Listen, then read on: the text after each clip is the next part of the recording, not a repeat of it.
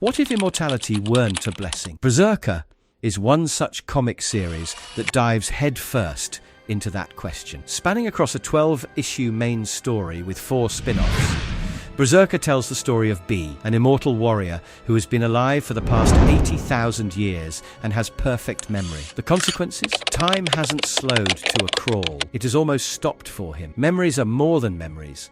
And the BRZRKR, it needs to be fed regularly. So let's dive into this story by Keanu Reeves and Matt Kint and explore how time and space manipulate reality when you seemingly can't die. But before I begin, please consider hitting those like and subscribe buttons. Those 2 small clicks from you will help us tremendously in bringing you more of these marvelous long reads. And maybe consider becoming a member through the link in the description. And now, let's begin.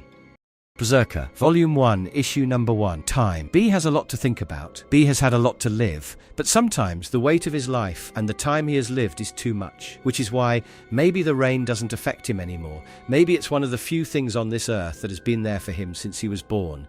Maybe these countless drops of rain are him crossing paths with the endless minutes that seem to have defined his existence since he was born. Either way, B doesn't move. He doesn't look. He stares down as lightning strikes through the night sky, which momentarily illuminates his body. B lets the rain drench him, maybe hoping it washes away his sins.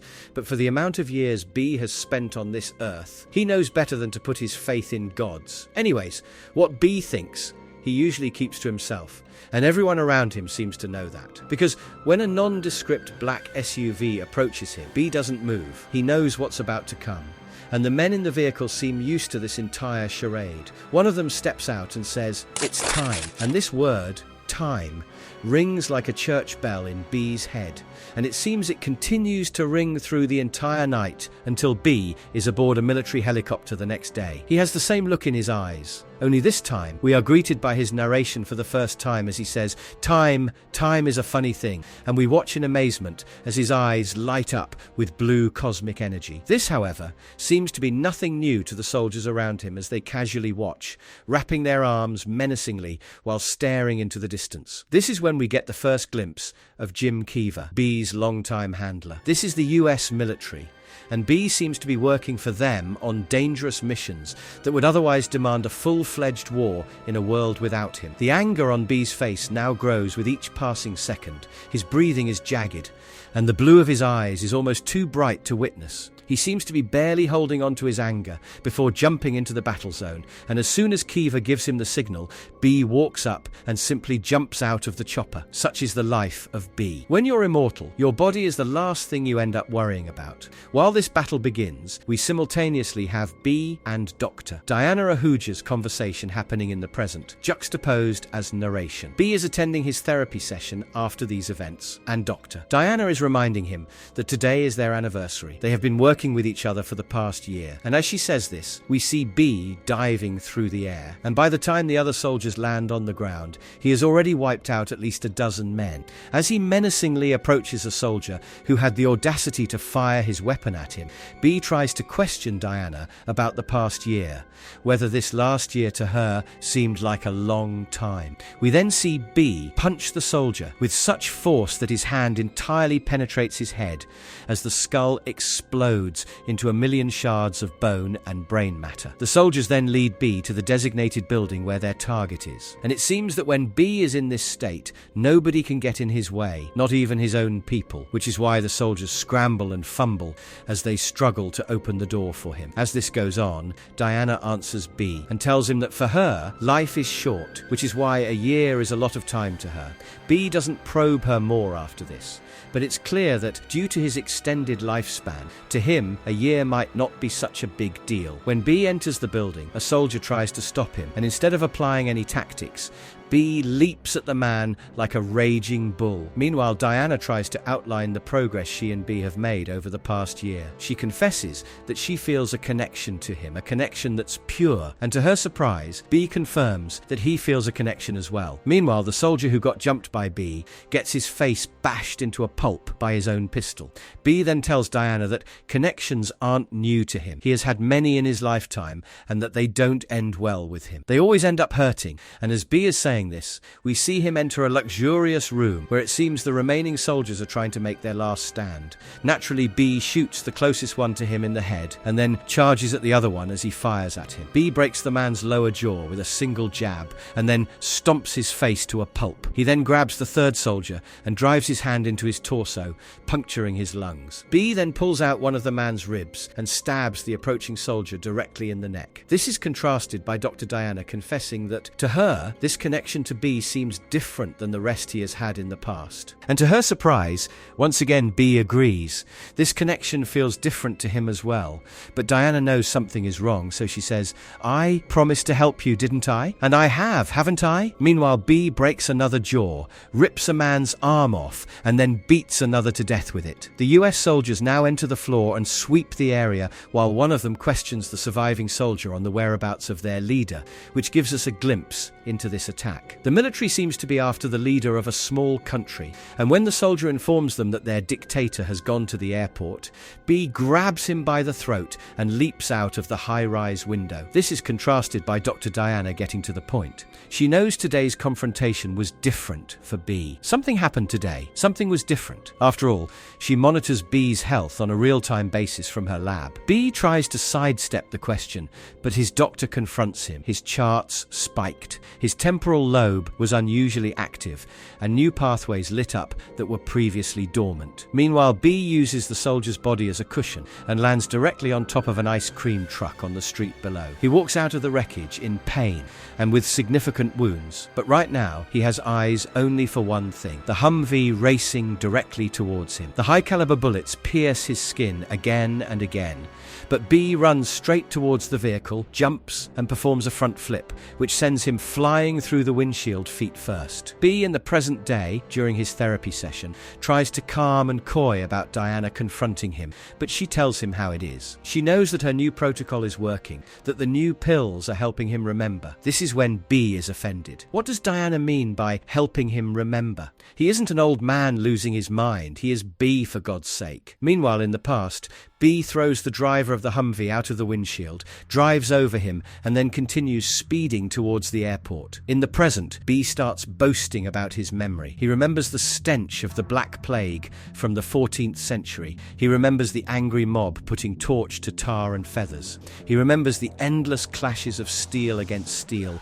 until the entire land was drenched in blood and bodies. The gunner of the Humvee, meanwhile, tries to shoot B in the back of the head, but he manages to flip his head back in the nick of time. B loses his nose to the gunshot, but that doesn't stop him. He breaks gunner's nose, grabs his gun as he fires another shot through his hand and throws the gun outside. B then elbows him in the chest, pulls the pin off of one of his grenades, and then holds it against the man's chest with his bare hands as the seconds pass by. Diana, meanwhile, tactfully confronts B by saying that he does indeed have a perfect memory, but that has its limits. After all, there are days he doesn't want to remember some memories, and memories like these often get buried under new ones until something pulls them to the surface. B reluctantly agrees with her, and Diana probes him once again. She wants to know what happened out there today, how it was different from B's past 365 days with her to spark such a reaction. B had a breakthrough today, and Diana wants him to trust her. She wants him to share what he remembered. Meanwhile, we see the grenade explode and destroy the right side of the vehicle along with the soldier. But B is just getting started, now missing a nose and most of his right hand, and he is fueled with rage more than ever. Kiva, meanwhile, is stationed beside a sniper, and he knows that B is going into one of his uncontrollable rages. Kiva keeps a close eye on B as he drives through the airport fence and heads straight for the private jet that is about to take off. As the plane and the Humvee collide with a huge explosion, Diana questions him about suicidal thoughts, and B says, "I never have suicidal thoughts, or at least I haven't had in a long time." This is when we see a flaming B emerge from the burning wreckage. He is tattered, burnt all over, missing his nose, missing his hair, and is riddled with hundreds of bullets, but that doesn't stop him from completing his mission. He finds the dictator cowering in the back of the burning plane, and with an uncontrollable rage taking over him, B growls like an animal and plunges his fist at the dictator, while the latter tries to come to grips with what B truly is. As B spots fear in the man's eyes, he gets a flash from his past, the face of a Norse man. And though Kiva tries to warn him over the radio that they need the dictator alive, B doesn't stop. He punches the man's face into a pulp, then plunges his hand into his torso and pulls out his heart. As B's rage finally subsides, he spots the dictator's young kid witnessing this entire ordeal. The kid's eyes widen with the unimaginable horror unfolding in front of him, and this is when B remembers another face from his past, the face of a boy who had a similar expression smeared all over his face. B is now back in the chopper. Kiva and what remains of his team, along with B, is being transported back to the US, and in the background, B confesses to Diana that he doesn't want to die. He isn't suicidal, but he wants to be able to die. He wants to have the choice, and he wants it to be his own. As the pain finally begins to take over B, Kiva commends him on a job well done, and then hands him his pills so that B can finally get some peace. Diana, meanwhile, concludes that B wants to achieve mortality, and she assures him that it's exactly why she is helping him. This entire facility that is dedicated to researching him is to help him achieve mortality. B agrees with what she is saying, but his tone makes it seem that he doesn't trust her or the government. This is contrasted by an injured and mangled B arriving at the facility that day as he leaves a trail of blood on his way to the operating table. We then get a glimpse into the facility that has been specifically designed for him. A boutique operating table with a dedicated team, a shower head, and all kinds of next-generation medical equipment designed to study his seeming immortality. Diana, meanwhile, tries to reassure B that they are helping each other at this facility, and more importantly, she is doing her best to help him, but this is clearly not true, because once B is sedated, the real work begins. One of the physicians cuts off his thumb and takes it as a sample for gene cloning. Another draws his blood, while a third one probes his eyes. And when we get a glimpse at the entire room, we see that there are dedicated departments designed to study and exploit B's entire existence. There's a department of biometric mapping, a department of cognitive science, a department of organ regeneration analysis, a department of neural networks and circuits, as well as a department of quantum field phenomena.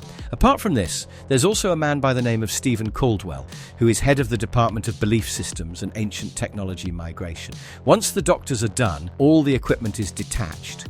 B is wrapped in some sort of electrical blanket designed to help his regeneration and then carried out. While this happens, Diana tries to convince B that his memory is going to be the key to unlocking his mortality. And to Diana, this is more than a job. This is when we catch up with them in the present, as Diana drops this bomb on him. She genuinely wants to help him, and after a year of working with him, Diana knows that he's not a god. She doesn't worship him, fear him, nor does she want anything from him. But this is when B contradicts her. Everyone wants something. He knows the government wants super soldiers. They want his immortality, and frankly, they can have it, as long as he can have his mortality. He then looks at Diana and says, "Gods are immortal. I am immortal." We then see that B has already healed quite a lot, and that his nose has managed to grow back. Diana then tries to get B to focus on the train of thought because they are this close. Yes, they don't understand what he is, and yes, that is what Diana wants from him. She wants to understand him and his existence, and to that, B's memory is going to be the key.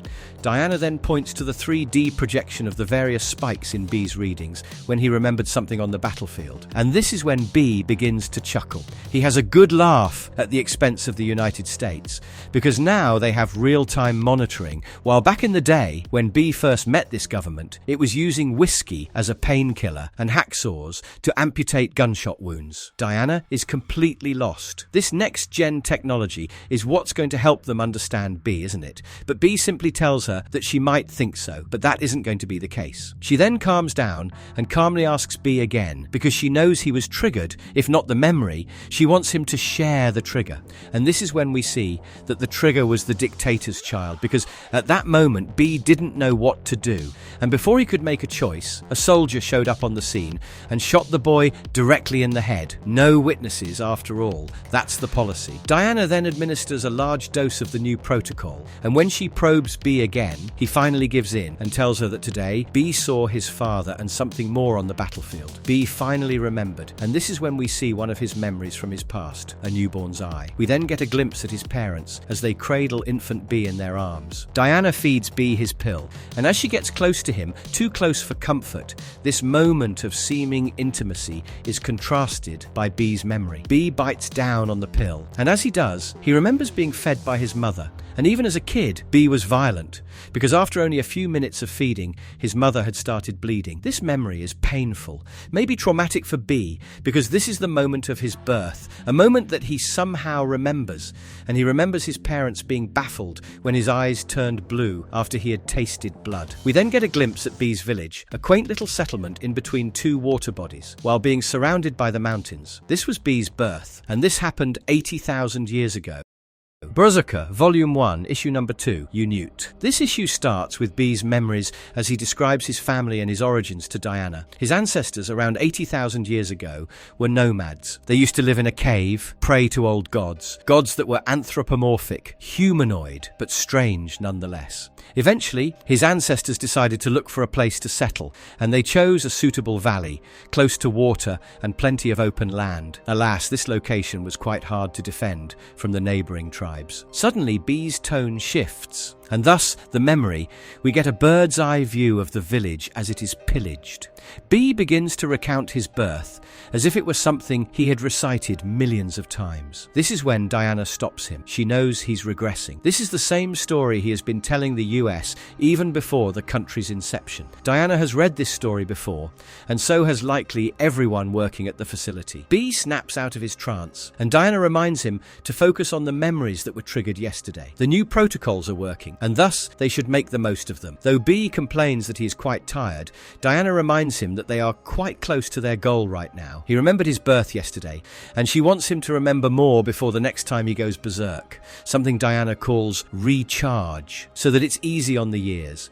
B regresses every time he goes berserk, which is why she wants to do this now. She wants to help him remember now. He then begins recounting what his mother told him about the time before he was born. Their village was raided every season. The surrounding villages would band together and raid them. They would steal their cores, their women, even their children. And after one particularly brutal raid, his mother and father had had enough. His father was at a loss for a solution. They didn't have the men or the weapons to fight back. But this is when we see B's mother reminding him that they had the gods, their old gods, and she is among the few who still pray to them. She proposed that they could pray to the gods and ask for a weapon. Next, she picks a few choice herbs and leaves before eventually going out to pick some special mushrooms. Diana is highly interested in these ingredients. These plants could help them narrow down the location of B's birth. Unfortunately, B's mother never told him what the plants or the mushrooms were. She never told him their names. We then see B's parents carefully concocting a slurry of the chosen ingredients,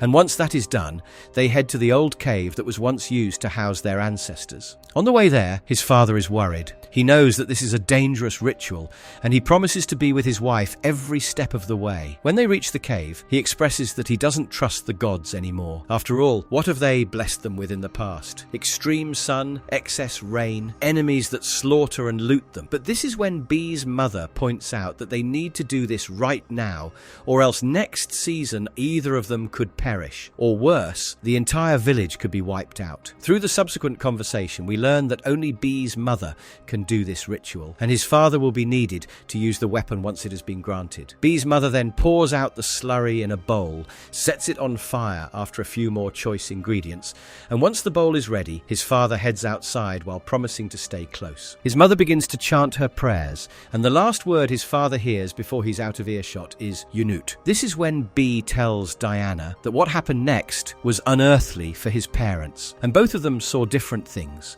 But every time he would ask them about it, they would struggle to describe. They would add new variations or analogies. After all, in his opinion, how does one put into words that which cannot be described?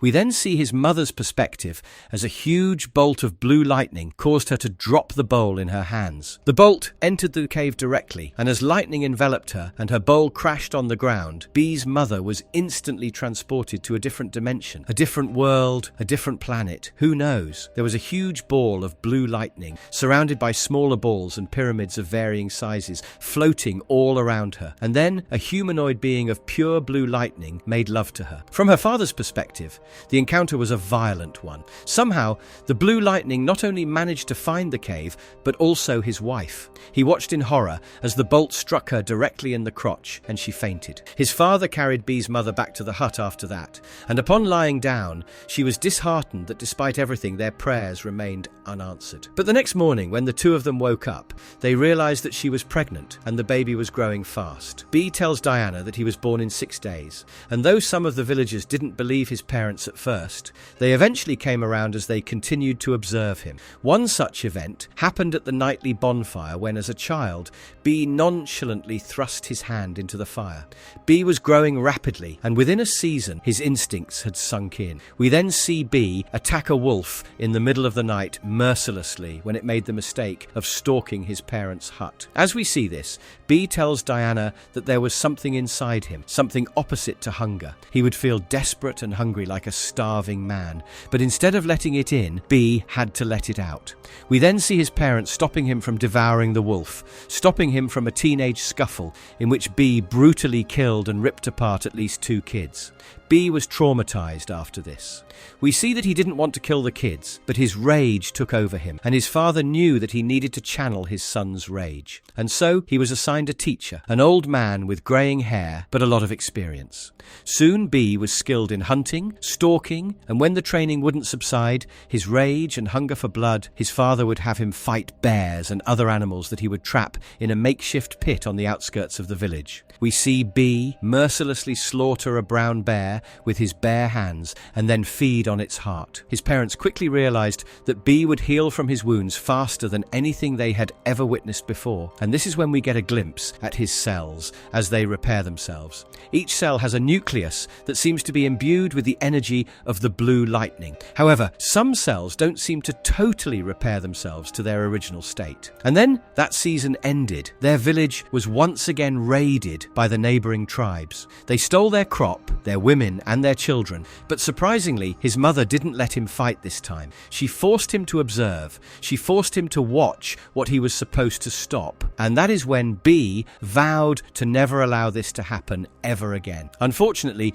Bee's teacher was murdered in the skirmish, and that is when his father decided that the time for learning was over. It was now time for action, and thus Bee began training. He crushed rocks first with tools, then with his bare fists. As these scenes play out, Bee tells Diana that his father always thought that Bee feared the final confrontation with the tribes, but in reality, Bee never felt fear when fighting, when letting it out. In fact, in those moments, he always felt free. This is when Bee rips out the medical equipment attached to him out of frustration, and Diana knows that it's time to end today's session. She once again emphasizes that today's session was quite effective and that the new protocols have helped them make great progress. However, this is when Bee disagrees with her and says that he doesn't really trust science. We then see why, over the centuries, Bee was studied, prodded and poked by many. None, however, could fulfill his dream of being immortal. He has witnessed the field of medical science advance with his own eyes, but this is when Diana once again convinces him that their treatment is different. It has helped him remember, and she convinces him to take another big dose so that Bee can finally remember the first time he realized who he truly was. She injects him, and Bee begins to recount when the day of confrontation finally arrived the next season. His father and mother faced the tribes all by themselves, and they offered them a truce. Instead of choosing peace, the tribe leaders laughed in their faces, because to them, half of the fun was in raiding. They then began their assault, and this is when Bee, still a young boy, leaped at them with a hammer and spear in hand. His first strike burst a leader and his horse into what can only be described as an explosion of blood and guts. He then stabbed and carved the second leader into 2 pieces, and then began dismembering the remaining men while also using them as shields from the attacking archers. Bee was unstoppable, bashing in heads and hacking at bodies. He was a whirlwind of slaughter, and these men his fodder. In the end, Bee was victorious. every man attacking the village was dead.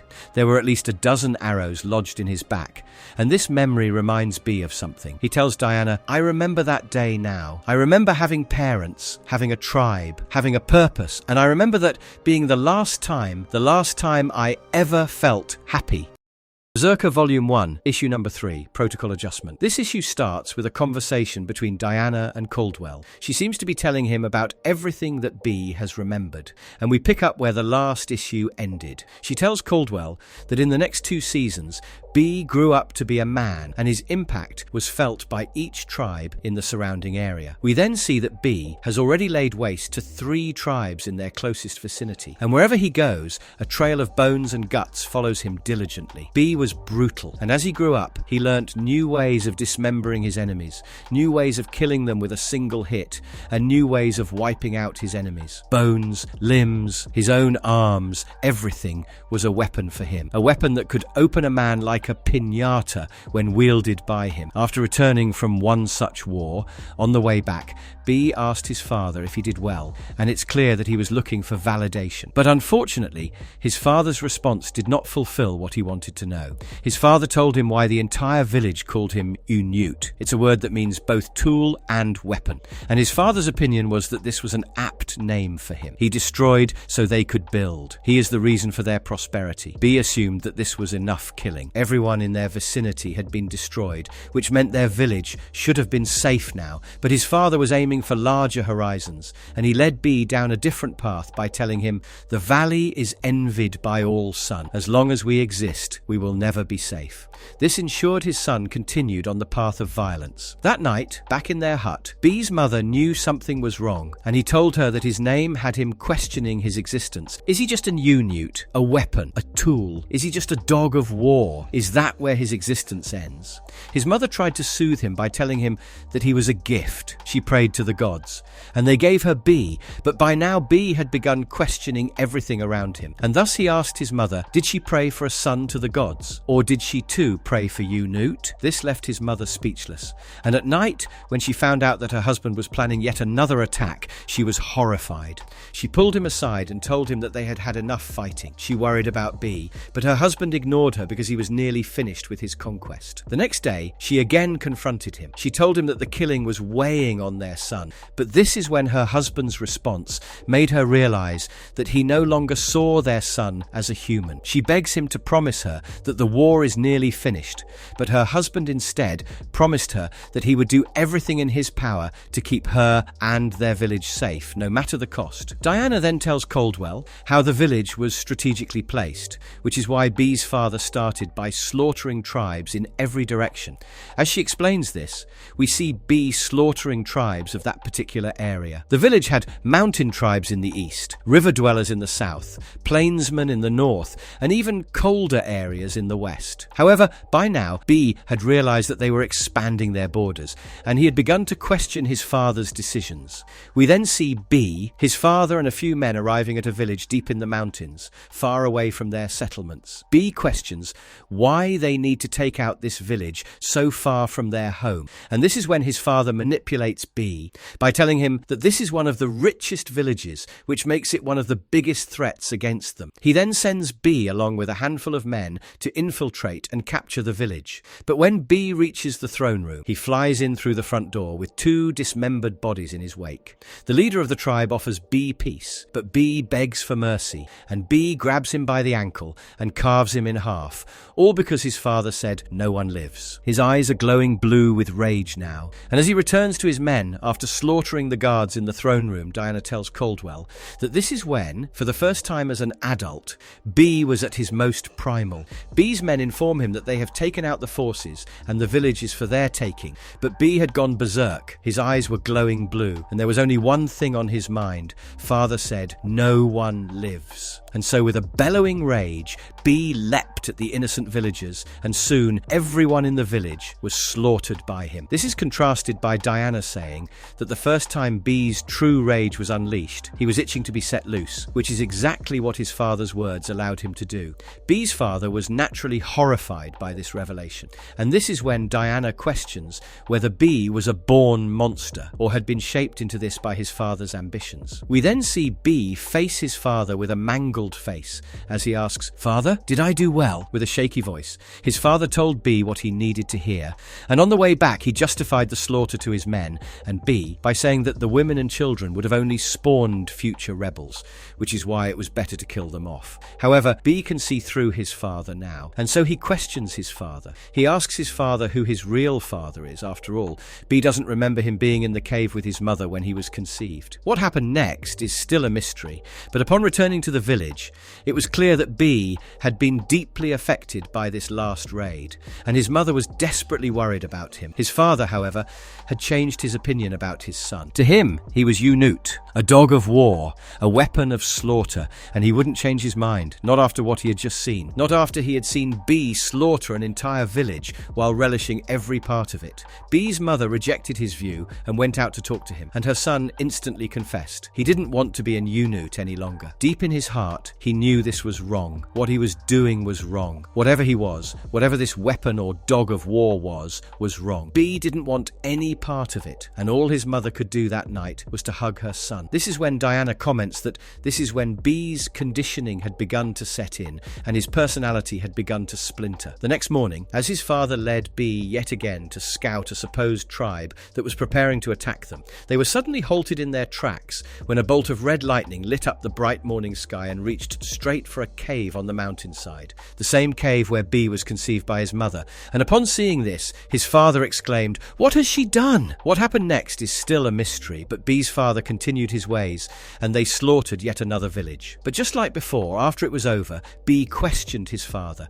He wanted to know who his true father was, but his father never answered. He simply pulled the arrows out of his back and said, "You are my son, as much as she is your mother. We love you. We would be nothing without you, and we would never do anything to hurt you." Diana now informs Caldwell that this is where their session ended, but the best outcome from this is the fact that B wants to remember his past, and that he is remembering it. However, Diana is at a loss when it comes to the rest of B. They don't know anything. They haven't unlocked his DNA. They haven't solved the mystery of his incongruous amino acids.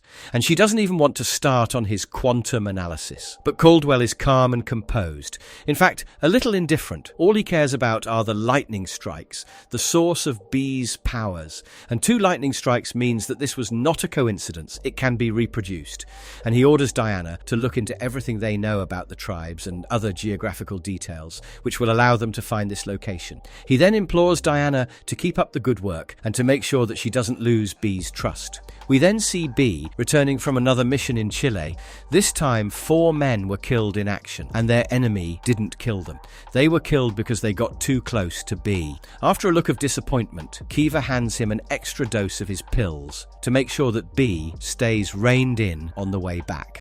BRZRKR, Volume 1, Issue number 4, Alone. Memories can be a lot, especially memories that are old yet new to you because it has been so long since you visited them. Maybe that's why B rudely snapped and ended his session today. Despite Diana trying to convince him that the process was working, B wasn't in the mood for it anymore. After all, he knew Diana was simply humouring B so she could learn more about his origins. He knew they were all putting up this facade so that they could develop super soldiers. And today, B told Diana, as it was, strapped to these machines and being used by the military tomorrow and the day after that as well. But for today, he was done for today. And so as B walked out, Diana had no choice but to let him do so. And once he was gone, she fetched the tape of their session and went over it on her portable player. This session started normally, B remembering where they left off last time, 76,000 years ago, 4 years after his birth. His village was thriving, his parents were the leaders, leaders, and they now had new luxuries at their disposal. His father was confronting his mother about the lightning in private. He was clearly angry, but his mother had done what she thought was right for her son. She prayed to them, prayed for an end to his suffering. His mother then showed her father what the gods gave her this time, a metallic bird of sorts that, according to her, could end her son's curse. But this outraged B's father, and he grabbed the bird out of his wife's hands and threw it in the pit nearby, while proclaiming that what his wife thought of as a curse was actually a blessing, a gift, their gift. This is when B confronted the two of them, and though his mother tried to tell him what she had done, his father cut her off, and this is when one of his men arrived and informed him that a large contingent of tribes was amassing in the valley nearby and getting ready to attack their village. B's mother, however, knew it was now or never. She grabbed her son, pointed down into the pit and told him that he didn't need to do this. She told him that he could let it all go. He was her son, after all. This is when his father butted in and claimed that B was his son too, but B knew better. He cut off his father and said, "But I am not your son. I am the weapon you use to make your fortune." His father, however, wasn't having it. The village was in danger, and he was the only thing that stood in the way of the approaching armies and complete ruin. Reluctantly, B accompanied his father, and all the men from the village raced towards the nearest ravine, where their scouts had reported the amassing army.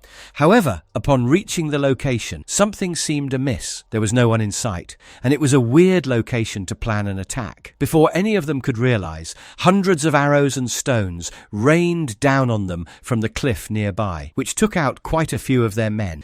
B instantly went berserk and began tearing down his enemies with renewed brutality. However, this is when his father realized that this was a trap and the real target was likely the unprotected village. He screamed, "Son! Son, you newt!" But B was in a frenzy, and when he eventually stopped, he ended up killing his father's general, still driven by his rage. His father, though scared, reeled in B, managed to use broken words, basic words, to tell him that their home was in danger, his mother was in danger. They rushed back, but by the time they reached it, it had already been too late. The entire village had been slaughtered, and the men who remained were simply fodder for B. He leaped at them, tore them apart, beheaded many, and didn't even spare their horses.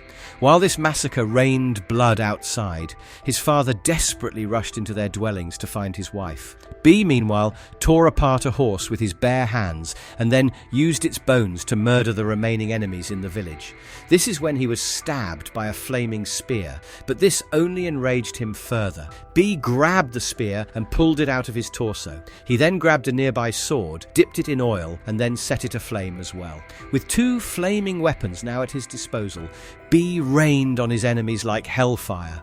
His rage finally subsided, but there were still a lot of men racing towards their village on horses. However, now worried only about his mother, and he is finally going to find her, is juxtaposed by his conversation with Diana in the session. He tells Diana in that moment he knew his mother was dead, and that is when he knew he was alone. He was meant, built, destined to walk alone. Since his birth, he has spent 1,000 lifetimes walking that path.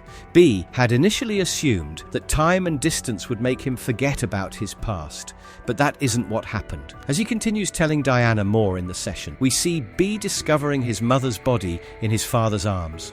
He was in shambles, but B wasn't. He knew exactly what this was, the payback for his father's transgressions. B says, "She didn't deserve this. We did. You deserve this." And he simply walks away from his father. In the session, meanwhile, B tells Diana that he has discovered that he never forgot this memory in the first place. It was always there, perfectly intact and waiting to be discovered, waiting for Diana to help B dig deep enough. We see B's father call out to him as raiding tribes descend on him, but B doesn't return and his father gets slaughtered mercilessly. Meanwhile, B continues to tell Diana, "The memory was waiting for you to help me dig deep enough, to dig it up, brush it off. This memory, the curse, the gift, and my mother, the thing I want most, the thing I want least, wrapped together." We now see that once his father was slaughtered, his and his mother's bodies were abandoned near the same pit where he used to train as a child, the same pit where the bird artifact from the Red Lightning lies dormant. And as time passes, his father's and his mother's blood slowly makes its way down into the pit and eventually to the artifact. With his village burning in the background, B walked away aimlessly, without a weapon or a horse, and when confronted by the army, he simply gave himself up and let them slaughter him to pieces. And the men were ruthless. They stabbed him, dismembered him, gutted him, poked his eyes out, and even pulled out his teeth as souvenirs. He was just a pile of flesh and bones, left out to succumb to the elements. This is when we see Diana walking out of the facility and towards her car, while in the session she asks B, "Do you remember dying?" And he replies, "I remember everything now." B continues to tell Diana that he now remembers his earliest days and his earliest lessons, while we see his flesh being picked apart by birds and baking in the afternoon sun for days. In the present, meanwhile, Diana is in her car and driving away while still listening to the session. We then see that eventually B's remains formed an egg, and out of the egg he was born once again. Diana is now stopped on the side of the road as she listens to B describe this ordeal rather poetically. He says, "I realized I can kill anything. I killed those memories. You found them, Diana, and I guess it makes sense. I can kill anything. But me, that was the first time I realized that I couldn't die." We then see Diana call Caldwell and inform him that she won't be coming to work for a few days. B finally emerges from the egg, covered from head to toe in blood and fluids, still half-formed and missing his skin, but he is alive once again, nonetheless. Diana asks B in the session how he felt upon realizing he couldn't die, and this is where their session ended. But we see a newborn B first get shocked by this realization, then laugh with amusement, and eventually cry upon realizing the consequences. We then see Diana knock on a normal-looking suburban home, and surprisingly, the door is opened by B. And Diana says, "You knew we need to talk. I haven't been completely honest with you. Look, no wires, no drugs, no science, just me and the truth." B stares at her for a few seconds and then walks back inside his house without another word. Diana follows him and closes the door behind them.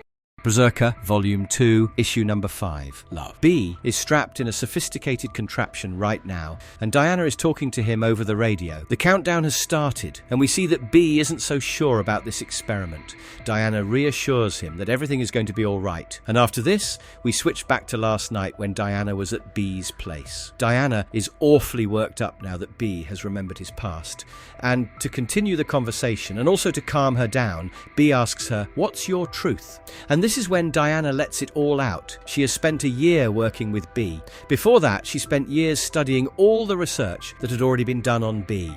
She can recite each study word for word. She created a 50-person scientific department to study B. She has a PhD in behavioral neural science and experimental quantum mechanics, and she has declined 2 Nobel Prizes to make sure her research into him doesn't garner any unwanted attention. So, her truth. Her truth is that she put so much into this research. Yet right now, Diana has no clue what she's supposed to do next, or how she's supposed to continue her study of BB. Meanwhile, is all too familiar with the way Diana feels, so he simply listens to her and pours her a 200-year-old scotch. Diana continues to talk, and it is revealed that she now believes that B is indeed a god. After hearing his past, there's no doubt about it, and she has been racking her brains since last night, wondering where they go from here, how they study a god, which is why she came here tonight. B is unconventional, and maybe an unconventional solution might help her continue the study. Maybe they should try to build an even better connection between the two. When she says this, B agrees with her, but his face tells a different story. B seems somber, maybe even a little depressed, as he plays Etta James's At Last. As the song echoes through the firelit room, B faces Diana and then tells her about music. Over the centuries, over thousands of years, B has heard a lot of music, all kinds of music, and yet, even after all this time, to him it's all the same. Every century has a different beat, a different tune, but at the end of the day, music is a science designed to trigger hormones, designed to unlock inhibitions, designed to unmask the yearning. Every song is about searching for a connection, the sound, the beat, the rhythm, may be different, but the urge is all the same. A million different songs, but always the same desire for it, or the loss of it, love. As the song ends, B tells Diana bluntly that he doesn't love her anymore. She gets closer to him and asks if he wishes he could love again, and B simply states that he has loved before. Diana seems to have gotten the answer she had been looking for, so she decides to leave. The two part ways, and when B asks her, she tells him that she did get what she was looking for, and so the next day, we see Diana zipping B up in his new suit for the experiment, and he apologizes apologizes to her for last night. Diana reassures him that he doesn't need to apologize. After all, she thrives for information, and there is information in the world that can't always be found in a lab. She then asks him about his yearning for love, and when was the last time B talked about it. But B is confused. He thought she was there for a romantic connection, and Diana tells him that she was simply there for a connection. Romantic, physical, spiritual, whichever. After all, B is a god, and she just wanted to connect with him, whatever that means to him. Because the more he reveals about his past, the more she can understand him. He has a perfect memory and kunlo, and according to her, they just need to navigate it. Diana believes that they need to go to the places where B cut off his memories to find out the truth about him. She then hands him a test tube full of sedatives that are supposed to help him relax during the experiment. She then straps him in and leaves the chamber. We see B strapped in a spherical contraption with all sorts of sensors and gadgets attached to his body. Diana then activates the machine and reveals that this is a new protocol. It is going to stimulate his subtle energies. It's going to excite his ions at the cellular level, which, according to her, should help with his cognitive recall. She then tells him to focus on her voice and then asks him about love. And this is when B remembers his past, his first love, 79,990 years ago. B was bathing in a river when he came face to face with a bear, and on the other bank was the girl he fell in love with. The bear attacked and B killed it. He saved her, and that's how he fell in love for the first time. In the present day, B tells Diana that he remembers having loved as if it were yesterday. His first love? It was the first time he realized the hard way that showing his true nature openly wasn't a good idea. The girl's tribe didn't take kindly to B, and while she gave birth to his baby, he was pulled apart by horses and left for dead right outside her dwelling. This isn't the last time his love would end painfully, but it was the first, and the first love always hurts the most. B watched helplessly, desperately trying to get a glimpse of his newborn child, but before he could, he was decapitated. His child was stillborn, and by the time B learned his fate, it was already too late. B tells Diana that it would take years of making the same mistake for him to realize that living a future for anyone but himself was impossible for a being of his nature. We then see that B tried to love again, but this time his partner and child died during childbirth, and so he decided to try things a bit differently. For a century or so, he had his own harem, and this time B stopped asking the question why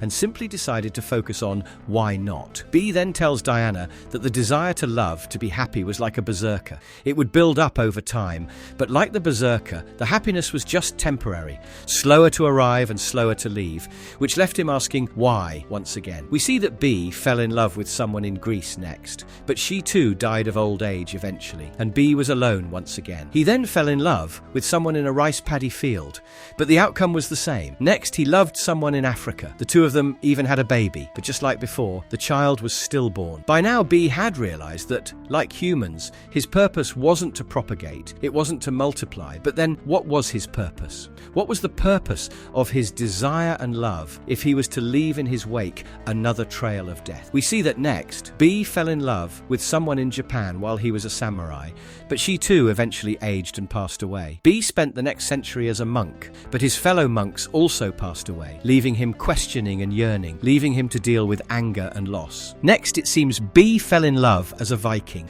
and maybe faked his death to his lover to spare himself the pain of once again seeing her age and pass away. She sent him out on the water on a flaming boat, and as B relives this moment, he says, "What am I, and why?"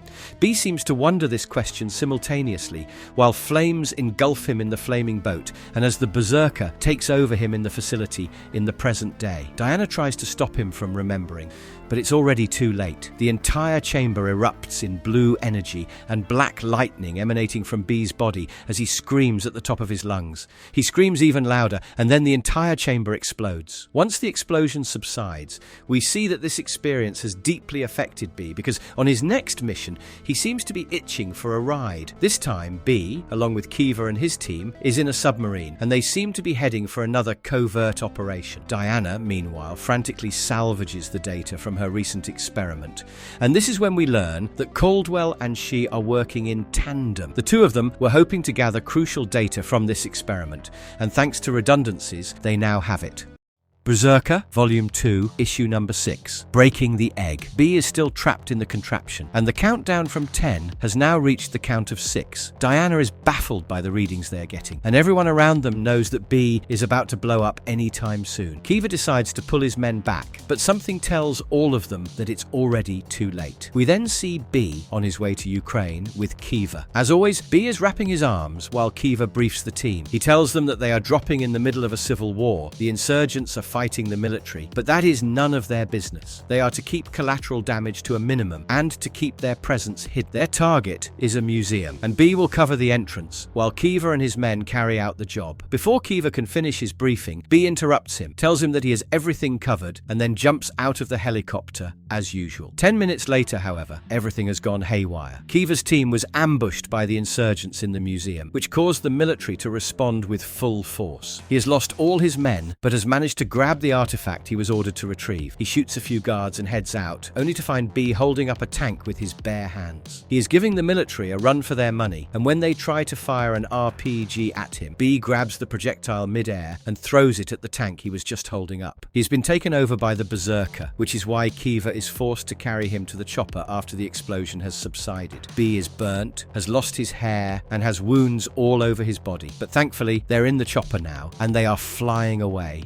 However, this is when the military on the ground aims for them and shoots them out of the sky. However, before the chopper explodes, Kiva spots the incoming projectile, grabs B, and jumps out. As they plummet towards the ground, B turns them around in the air so that he hits the trees and the ground first. As dismembered limbs and bodies rain from the sky along with the debris, we see that Kiva has somehow managed to survive the fall, albeit there is a piece of wood sticking out of his torso. B, however, is doing far worse. At least a dozen pieces of wood are sticking out of him. But this B we're talking about, and he should be able to recover from this easily. As Kiva groans and pulls the stick out of his torso, we see B already picking out sticks and setting his dislocated arm. Kiva then creates a makeshift splint while telling B that things just got a lot worse. It just became political, and the US government will deny any existence of this operation, which means that they will need to get out of the country on their own if they want to be extracted. What's worse is the fact that they can't let the military here take them alive, so they quickly get up and start walking. And for a moment, Kiva suggests that going out into international waters might be their best bet while eyeing an abandoned fishing boat. However, this is when B cuts him off because he doesn't want to go in the water. He doesn't give Kiva a reason for this, but we see that he is having a flashback to 800 AD when he was part of a Viking clan. They were rowing through these same waters. Their longship had capsized, and B was the sole survivor. He had to swim for a whole day to reach land, which is why he doesn't want to go in the water. What's more is that this is B's land. He knows these mountains, and so they decide to walk to safety. Kiva doesn't question him and simply radios in their new rendezvous coordinates, while B assures him that everything is going to be okay. That night, B creates a small fire and feeds Kiva the calendula herb to help him with his fever. He also bandages Kiva's wound with its leaves, and this is when Kiva asks B about his morality. How does B decide which side to fight for? Does he consider politics or religion? But B simply tells him that telling the good from the bad based on politics or religion isn't viable, and it gets complicated really fast. He then ends the conversation, decides to take the first watch, and orders Kiva to get some rest. The next morning, when Kiva wakes up, he apologizes for sleeping through the night and is then baffled to discover that most of B's wounds have healed up. B asks if they have had any messages from the headquarters, and when Kiva checks his communicator, his face hardens. Whatever message he has received, he doesn't tell B about it. He simply says that they should reach the rendezvous point as soon as possible, and so the two travel without talking. In the morning, Kiva is on B's heels. By afternoon, he is slacking behind. By evening, he is slowing B down, and as night approaches, B is forced to carry him uphill. As Kiva rests, we see that his fever is at an all-time high because he is feeling extremely cold, but B isn't worried about that because he has just heard a wolf howling in the distance. At night, the wolves approach the two men as B stands guard over Kiva. They growl, they snarl, but they don't attack, and when Kiva notices this odd occurrence, B tells him that they won't attack because they remember him in their DNA. We then get a glimpse of B hunting wolves in these mountains in his past, and when he takes a step towards them, the pack runs away. Kiva can't sleep, so he decides to ask B another question. B, you've seen so much conflict. Why'd you pick our side? B reminisces about his past once again and tells Kiva that he chose them because the protocols are helping him manage the Berserker. There are only so many rocks and trees that he can punch to control the force on his own. He then tells Kiva that peacetime is difficult for him, and what's more difficult is the fact that he craves anonymity. We then see B during the Roman Empire, serving as a well-decorated general who helped them win many wars. We then see him fighting wars during his time in ancient India while taking down elephants. As B remembers this, he explains to Kiva that during those days, he was a savior, a gift from the gods. He was just different. He was possible. Humanity could believe his existence. But as the days went on and stories became myths, he became more improbable and then impossible, which is why he needed to hide. We then see B fighting wars in feudal Japan without any armor, and then fighting in the Civil War from the side of the Union. And that is how B hid himself. He masked himself through violence and war. That way, no one knew him. No one cared. Savior, monster, hero, killer. B didn't care what people called him, but the new protocols have given him hope. Maybe he can end all of this with the help of their science. Maybe he can end this all and just be. B then melancholically stares at the stars and asks Jim to get some rest because they will be traveling in the morning. We then see B carrying Kiva on his back through the mountains at dusk. And to make things easy on himself, he begins to talk to Kiva, who doesn't have much energy to reply. B expresses his intention of meeting his father someday. Maybe he can tell B who he is, why he is. He also reveals that after remembering his past, he wants to find the gift his mother asked for him from the gods. She told him that it would set him free, and B needs that. As the sun rises over the mountains an hour or so later, we see B still talking, but now his voice is filled with resolve as he says, I need to find my father, and if he won't come to me, I'll find a way to go to him. By evening, they have reached the rendezvous point, and thankfully, Jim hasn't passed away. In fact, he is surprised to see that B has completely healed up. He then asks B a serious question as they wait for the approaching chopper. What's it like to live without consequences? B simply tells Kiva that he's wrong. Everything has consequences, as he carries him towards their ticket to safety. We then see that Jim was recording his entire conversation with B on his communicator, which Diana and Caldwell are currently playing back. Diana finds the conversation to be enlightening, and according to her, it confirms that B believes in their science, they have his trust, and what he wants aligns with their own objectives. However, Caldwell has inferred something completely different from this conversation. He plays with the recovered artifact and tells Diana that he sees a frustrated man in this conversation. A man who is growing tired of his existence and wants to find out who he is and why he is. He sees a man who is about to go AWOL to find his father. Diana tries to protest because she knows where Caldwell is taking this conversation, but he doesn't stop. He orders her to go with Protocol X. Diana tells him that B won't agree to it, but Caldwell has his own plans. He says, leave him to me. We are finally going to break that fucker open and see what's inside. BRZRKR, issue number 7, Whole. The countdown has now reached the count of 3. Diana is reassuring B that it's all going to be okay. There's no one he can hurt here, and that he no longer needs to contain the BRZRKR. He can let it go, while in the background, Caldwell mumbles with excitement. After this, we see the events of 1 week ago and learn that Caldwell issues B his own assignments that correct ancient Sumerian translations and redate ancient objects to their accurate origin. And this is when Caldwell had decided to show B the box that Kiva had recovered. It was a familiar object to B, and an object that Caldwell knew was old, and in his view, it was technology. He then tells B about the object's history. It found its way into the museum in 2010, when some arms dealers sold antiques in order to launder money. Before that, in 1944, it was found by the Russians in one of the caches liberated from the Nazis. The Nazis had looted it in one of their raids in 1940. And before that, for the past 341 years, the object had been sold and bought again and again in the Mediterranean markets. Caldwell then reveals that before that, the object was lost and gained by a long line of renowned warriors that belonged to a cabal that protected the object, served it, and believed in its powers. We now see the object around Sultan Mehmed's neck during the siege of Constantinople. Caldwell tells B that before that, in 750 BC, the object was acquired from a shadow caravan that traveled traveled across the Sahara. The caravan was from the great Nubian capital of Napata in southern Egypt, where the Cabal believed that they could exploit the technology using rituals ancient and unknown. Rituals that were lost in the fire of Alexandria, rituals that were stolen centuries earlier from the object's original owner. We then see the events of 2299 BC, where a Babylonian warrior presents the object to his king after finding it on the battlefield a year earlier. This was in 2300 BC, and now that Caldwell has guided B all this way, he says, "I'm sure you remember the Battle of Babylonia. After all, you were there." And indeed, B was there. He remembers slaughtering men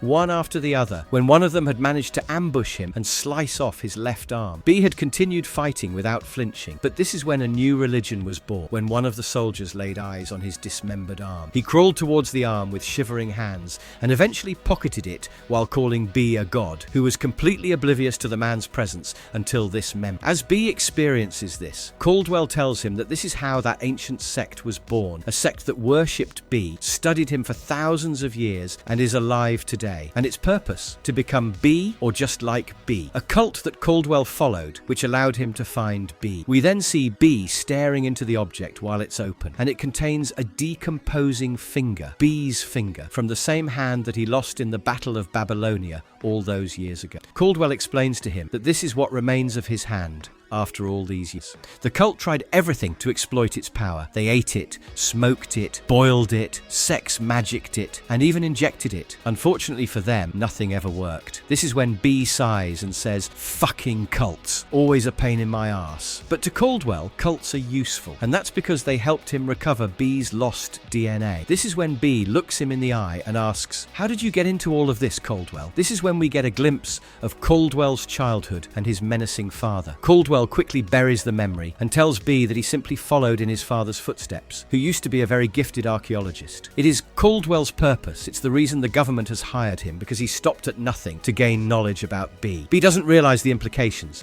but we see that Caldwell ruthlessly murdered men and women over the years to gain this knowledge. Josh Barrientes, director of archaeology at Oxford, John Peters, the famous collector, and Weatherly Kalina Knighton, the infamous black market dealer, were all killed by Caldwell. He then smiles and tells B that the US government wants what he knows, and he needs their resources, which makes this a symbiotic relationship. B then jokes that Caldwell, being his biggest fan, doesn't help him at all. And this is when Caldwell tells B, "What you don't realize is that we've used everything, from amino acid racemization to seriation and stratigraphic relative dating, to place every fragment of you that we've found in both space and time. With that information, we're able to triangulate your locations and movements. Technology has migrated across continents and civilizations over thousands of years because of you." Caldwell then tells B that it was he who allowed for knowledge and technology to survive after civilizations had been decimated. B stares at the computer screen silent, and Caldwell knows that he is close to his goal. And so enticingly he says, "You know this deep inside you, what your purpose is, don't?" And this is when B remembers surviving on his own during the cold 12,000 years ago. A saber-toothed tiger suddenly attacked him. B still hasn't said anything, so Caldwell doubles down. He tells B that killing an army with his bare hands isn't his true power. His true power is this. He then points to an ancient artifact and says, "No one in the world can read this, but I'm sure you can." B tells Caldwell calmly that he wasn't everywhere on Earth. He doesn't know everything, but Caldwell continues proving him wrong. According to Caldwell, B was alive during the Younger Dryas, 12,000 years ago. He was there when the Earth cooled. This is a hopeless historical blind spot for humanity, but B remembers it, and he likely remembers the ancient lost civilization of that time. Caldwell's words seem to be taking effect, because now B has a flashback of what happened after he had killed the saber-toothed tiger. A bird fed on its remains, and it carried a small piece of flesh with it when it flew away. Caldwell continues proving his point by talking about the Olmecs. According to ancient texts and theories, the Olmecs could use telepathy, and if that's true, B would know about it. And indeed B does. We see him sitting on top of a pyramid while conversing with someone without saying a word. bird. B says, "I promised the Olmecs that I wouldn't talk about it out loud." This is when Caldwell pauses, because it's clear that B is fucking with him. B tells Caldwell that his research and theories don't help his cause, and this is when Caldwell hits the nail on the head. He says, "If our progress is too slow for you, then there's a way. We have a new protocol, Protocol X." Naturally, B is curious and demands to know more, and Caldwell tells him that the protocol is designed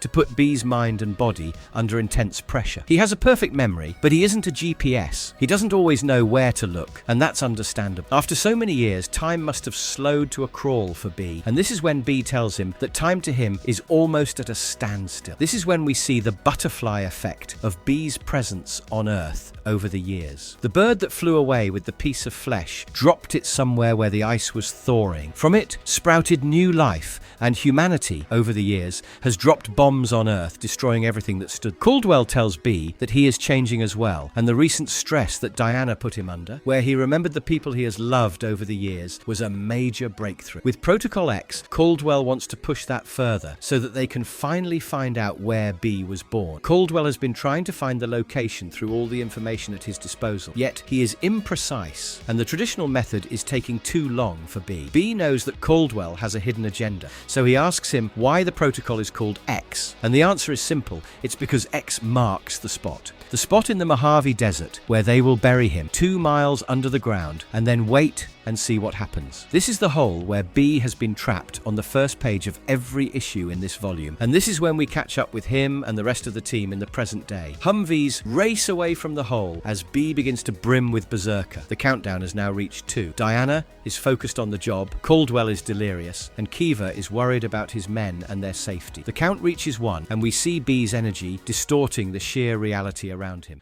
Berserker, Volume 2, Issue number 8, 0. The countdown hits 0, and B unleashes Berserker. Diana and Caldwell closely monitor every sensor at their disposal as a huge explosion rocks the entire desert. The ground begins to shake and eventually give way, and though Kiva tries to get his men to retreat even more, unfortunately, they're too late. Black energy begins to seep through the cracks in the ground, and one of the Humvees succumbs to this upheaval. This is when Caldwell opens the door to their observation van, and though Kiva tries to stop him, Caldwell insists because he wants to witness the event that's about to happen firsthand. He then turns to Diana and says, "Are you ready?" which baffles her. What is Caldwell talking about? Ready for what? This is when a bolt of black energy rushes across the desert and beelines straight for the van. Caldwell and Kiva watch in horror as it heads deeper into the van, makes contact with Diana, who instantly gets lifted up into the air and then smashed on the ground. Kiva doesn't know what to make of this, but Caldwell assures him that she is going to be fine. And then the entire desert is rocked by the resulting explosion due to the Berserker, which sends a streak of blue lightning towards the sky and black energy all around it. 20 minutes later, we see Caldwell placing Diana's unconscious body in a secure pod and sending it back to his secret facility. Kiva isn't happy about this outcome. He lost 11 men, and if they had known Caldwell's plan, they could have planned better. Caldwell, however, ignores his complaints as he boards the chopper. He tells Kiva that this was necessary. This is the evolution of humanity. Kiva chuckled, but then finds it awfully fitting that a 2-mile-wide crater is the evolution of humanity. After all, they've always evolved through destruction in the past. The chopper lands on ground zero, and the two of them climb into the crater on foot. Caldwell walks up to the box that was supposed to keep B contained, enters his code into it, and then pops it open. Kiva mockingly looks at Caldwell as he realizes that B is no longer in the box. He is gone. We then see Earth as it was in the past. First 8,000 years ago, then 10, then 20, then 30, then 40. We see the Earth going through its various transformations over the years until we reach the events of 80,000 years ago, on the day B was conceived by his mother. That contact of the blue lightning with the egg, which created B's embryo, came to light. And then we start traveling back in time again. However, this time our focus isn't Earth, it's the lightning and its journey to Earth. 5 minutes ago, engulfed in dark. 6 minutes ago, just about to make contact with the egg. 6.1 minutes ago, outside the cave. 6.2 minutes ago, soaring above the forest. 90,000 years ago, near an unknown planet. 100,000 years ago, in the middle of nowhere. 200,000 years ago, trapped in a metaphysical realm, this time with what looks like a humanoid at the end of it. And 400,000 years ago, B is screaming at the top of his lungs while surrounded by nothing but blue lightning. In the present day, we see Caldwell reporting the events to his superiors seniors who talk to him through a remotely operated drone. Caldwell shows them how B vanished in a matter of microseconds. In frame 41, he is in the box, and in frame 42, he is gone. He assures his seniors that though this may look like a failure, it's not. However, they are livid upon learning that Caldwell has lost their most valuable resource. Caldwell, however, corrects them. They haven't lost B, it's just that he's not here at the moment. He then walks into his secret facility while explaining to his seniors that this is a giant step forward. He says, Unute unleashed a new energy today. With this new sample, our hypercomputer should theoretically be able to synthesize B's novel amino acids. We may also be able to bring the clones to a viable state and eventually animate the Unute assembly. We see all the failed attempts by Caldwell to clone B stored in various vats. Each of them is at a different stage of birth. He also has a fully assembled Unute clone that has been Frankensteined together using all the body parts he has lost over the years. But his seniors aren't having any of it. They want to know where their most prized asset is. And this is when Caldwell says that he has theories and data, and most of it suggests that B has breached the quantum realm and is currently making first contact. We then see the events of 1,000,000 years ago, B breaking out of the blue lightning, now seemingly completely transformed into a being made out of it. Caldwell assures his seniors that though they may have temporarily lost him, he has a link here. He is tethered. And anyway, exploiting B to initiate first contact was one of their goals anyway. We then see B 2,000,000 years ago, now fully formed and no longer screaming.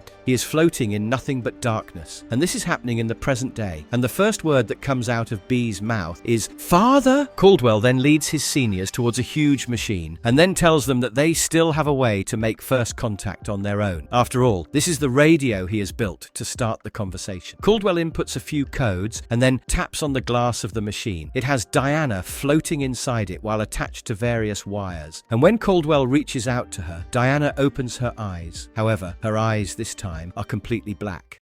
BRZRKR, Volume 3, Issue Number 9, Return. B is now zipping through this metaphysical realm in his new form. It is undulating, evolving, incomprehensible, full of geometrical structures and shapes, with floating diamonds and pyramids everywhere. Diana is reaching out to him. She is calling him, and though he can hear her, B doesn't respond. He is too lost, too focused on finding his origin, finding his father. Once again, the realm shifts from 3D to 2D, and then to just blue. Then a swirl in the blue catches his eye. B approaches the swirl while questioning what this place is, who he is, and the swirl responds by replicating his words and voice. It says, "You are." Slowly it begins to take a humanoid shape as B asks, "What is this place? What is my purpose?" And the entity responds with the words, "This place." For a moment, B thinks that this entity is just an echo, but soon it takes the form of his father and says, "Your place, your purpose." Diana can feel something is wrong. She shouts for B to respond to her, but he is too lost. The entity then tells B it's time as the two touch hands, and the entity now mirrors B's current form. B desperately calls out to his father, demanding answers. While on Earth, Diana tries to reach out to him again. The entity then shows Earth to B and says, "This place," and then something happened. The entity in dark blue and B in light blue begin to repel each other. B screams, first out of desperation for answers, and then in excruciating pain. Diana screams for him as well, but the very next second, the realm is gone, there is darkness everywhere, and just a streak of blue lightning in it. That morning an egg appeared outside the facility in DC, and a bird began to peck on it. Diana knows something is wrong, and so she desperately tries to get out of the machine. Using her newfound powers, Diana begins operating the control panel in front of her. Meanwhile, Kiva and Caldwell discover the egg outside, and though Caldwell is fascinated, Kiva has a bad feeling about this. Caldwell carefully approaches the egg and then places his hands on it as it begins to steam. Just like many of those that B has slaughtered in the past, Caldwell says, "Bless us," when he makes first contact. Kiva, however, smells ozone in the air, and he knows that it's about to explode. He quickly grabs Caldwell by the collar and drags him inside while shutting down the entire facility. As they run away, the blast doors explode, and Kiva immediately orders the security to room to engage emergency B protocol. With a blood-curdling scream, B emerges from the egg, and Diana can hear him screaming. But due to their connection, Diana knows that he is talking to her. She manages to unlock her prison, and this is when we see B massacring everyone in the facility. He is brutal and violent like never before. He tears off limbs, bites off organs, and smashes faces left and right. Bullets don't affect him, and men are nothing but fodder for him. Kiva is horrified by this, but Caldwell finds this sight fascinating. Kiva orders his men to lead B to the incinerator, and we see B pick off the last remaining soldier in the current section ruthlessly. B isn't himself, he is like an animal. This is the Berserker, completely unleashed. He leaps at the soldier and bites his neck off, and then, instead of going where he was led, he rips apart a piece of the wall and shoves it through the roof. He then climbs onto the floor above and begins attacking the team, wielding the flamethrowers. He rips apart limb after limb, and while engulfed in flames, B resembles the devil himself. B rips off another piece of the wall to save himself from the flamethrowers. However, before he can slaughter the remaining men, the floor opens up and he drops into the incinerator. B begins ripping apart the men that fell in with him, and once again one of the men says, "Bless us," before he dies. Once there are no more men to slaughter, B seems to calm down a bit, and this is when Kiva decides to pull the trigger, only for Diana to then appear and stop him in his tracks. She uses her powers to pry the door open and slides in. However, as soon as B spots her, he grabs her by the throat and slams her into the ground. This doesn't affect Diana. She is repeating only one thing over and over again. "Speak to me. I need to know. I need to know. I need to know. Talk to me, you newt. Talk to me." But B doesn't talk to her. He instead climbs on top of her and begins choking her. Diana screams, and this is when the black energy from her eyes enters B's eyes and slams him against the roof. When B crashes down, Diana runs to his aid, grabs him by the face and says once again,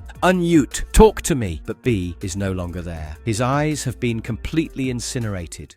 BRZRKR, Volume 3, Issue number 10, From Birth to Ashes, From Ashes to Birth. This issue starts with a telepathic conversation between Diana and B, as the two sit across from each other in the observation room. "What happened, Unmute? Where did you go?" "They stopped me." "Who?" "I don't know." "What did they want?" "They told me to come back." "So they talked to you?" "What did they say exactly?" "Not much. Told me it's time. They showed me where I was born." B goes on to reveal that he was born in the Nefud Desert, Saudi Arabia, and the gift his mother received from the gods is buried there. Diana then informs him that they need to go to the desert in order to get the bird. But before that, B needs to prepare himself. This puzzles him. He has been alive for 80,000 years. He has seen it all, done it all. What possibly could he have to prepare for in this situation? Diana tells him that this time they're going to put his emotional side under extreme pressure. B needs to confront how he feels about his mother's death. He needs to accept it, come to terms with it, and relive it. B then simply asks why, and Diana tells him that he needs to do it in order to be free. B then asks Diana about her plan. She now has powers, and she even stopped the Berserker. What does she plan on doing next? But Diana seems to be one step ahead. She keeps her thoughts to herself, and instead makes B wonder whether it was truly her that stopped the Berserker, or was it B himself that contained it once he saw her? Kiva and Caldwell observe this silent staring contest from the observation window, while B tells Diana telepathically that the Berserker isn't gone. He can still feel it, although Diana should already know that. Diana is puzzled by this assumption, and this is when B says, "You're talking to me psychically. You're part of it now, part of the purpose. There's no going back." This is when Diana understands it all, and instead of being surprised, she says, "Did you really think they were ever going to let you go? It was never about you or me. For the first time, we're really in this together." And with a disheartened expression on his face, B agrees with her. The conversation ends, and when Diana walks out of the room, we see the shift in her body language. She is now more confident, more composed, and Caldwell doesn't bother her at all. He tries to confront her, tries to get detail, but all Diana tells him is that they have B's location of birth and that he should prepare for the trip. This is when Caldwell says the code word Alpha in a questioning tone, and Diana nods and repeats the word to him. He then says, "So you can read my mind too?" And Diana replies, "Do I really need to?" And this angers Caldwell. It seems to get under his nerves, but for now, he decides to restrain himself. We then see B sitting in his new incarceration cell as Kiva comes to visit him. He tells B that the cell is designed to burn him to ashes, but Kiva would hate to activate it.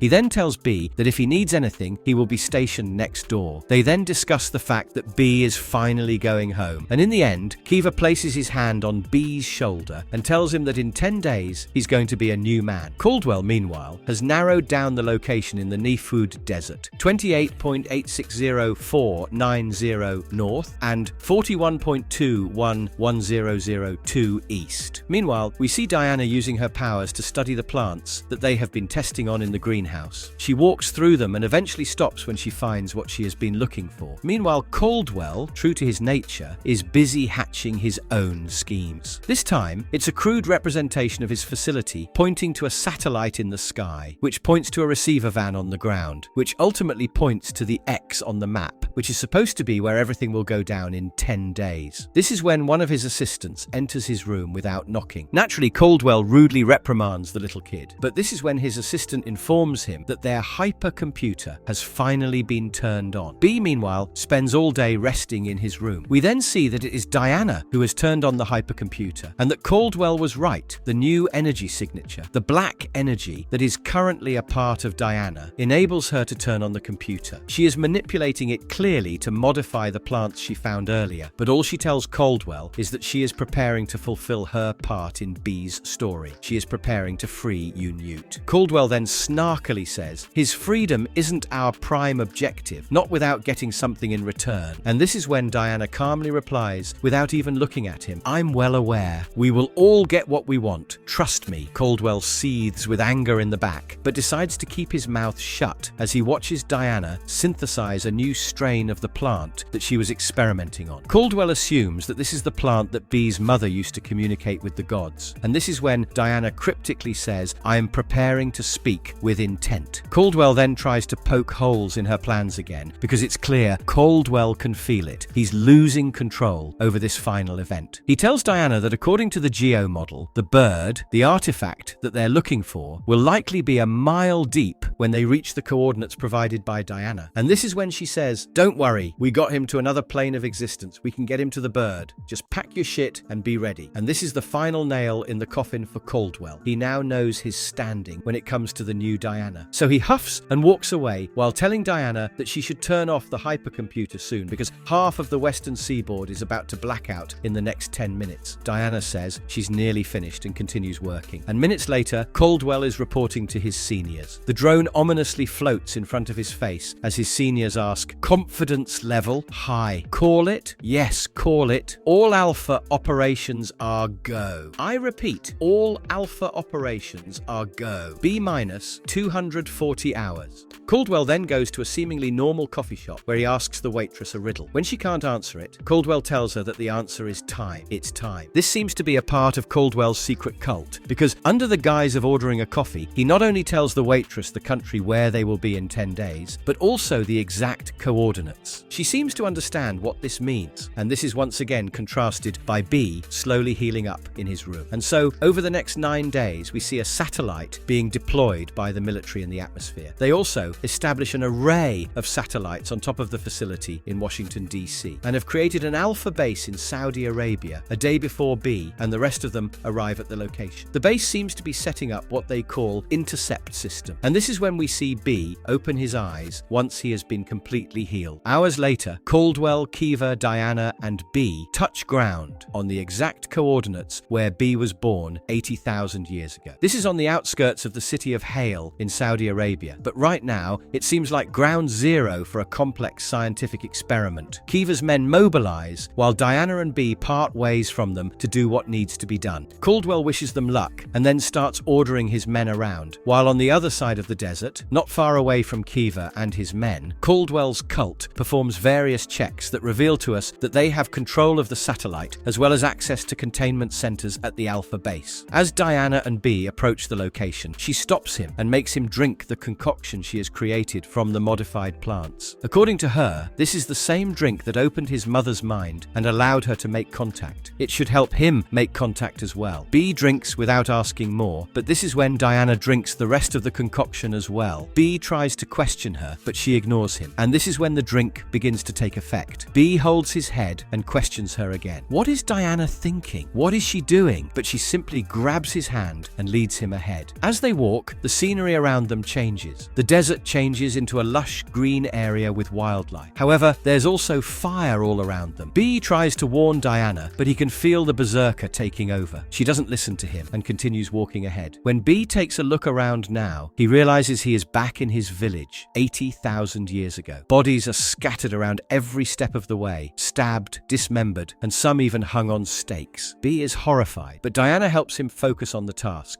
She asks him to tell her how his mother died. This intensifies the berserker, and B begins to growl, but Diana continues to lead him deeper into the village. B, however, after a few steps, is too traumatized by the sight of all the bodies, by the realization that this is the day his mother died. He screams, "No! I killed my mother. I didn't stop him. Stop any of them." But Diana tells him that he didn't kill his mother. In fact, she wanted to save him, and she had a gift for him. Her death isn't his fault after all. B was just a child back then. B's eyes are now blue. The berserker seems to have taken over, but he isn't reaching out. Instead, when he looks at Diana now, he sees his mother, and he instinctively says, "I love you." Diana now appears as his mother says, "Take the gift." And this is when B sees Diana both as her and his mother. She says, "You're ready? Be free." And so they walk towards the pit in the village without another word. And after confirming that this is the spot, we see B have another flashback. He sees his father and mother arguing over the gift, and his father snatching it from his mother's hands and tossing it into the pit. But B is standing there motionless. And as Diana shifts between herself and his mother, she says, "Say it. Speak with intent, you newt." And so B touches the ground in front of him, channels the berserker and says, "I'm ready. I'm sorry. I accept." And the bird, the gift, emerges from the ground immediately after these words and stabs B directly in the hand. At the observation site, the drone continues to count down. And upon realizing that the expected event is only 2 minutes away, Caldwell gets up and leaves Kiva alone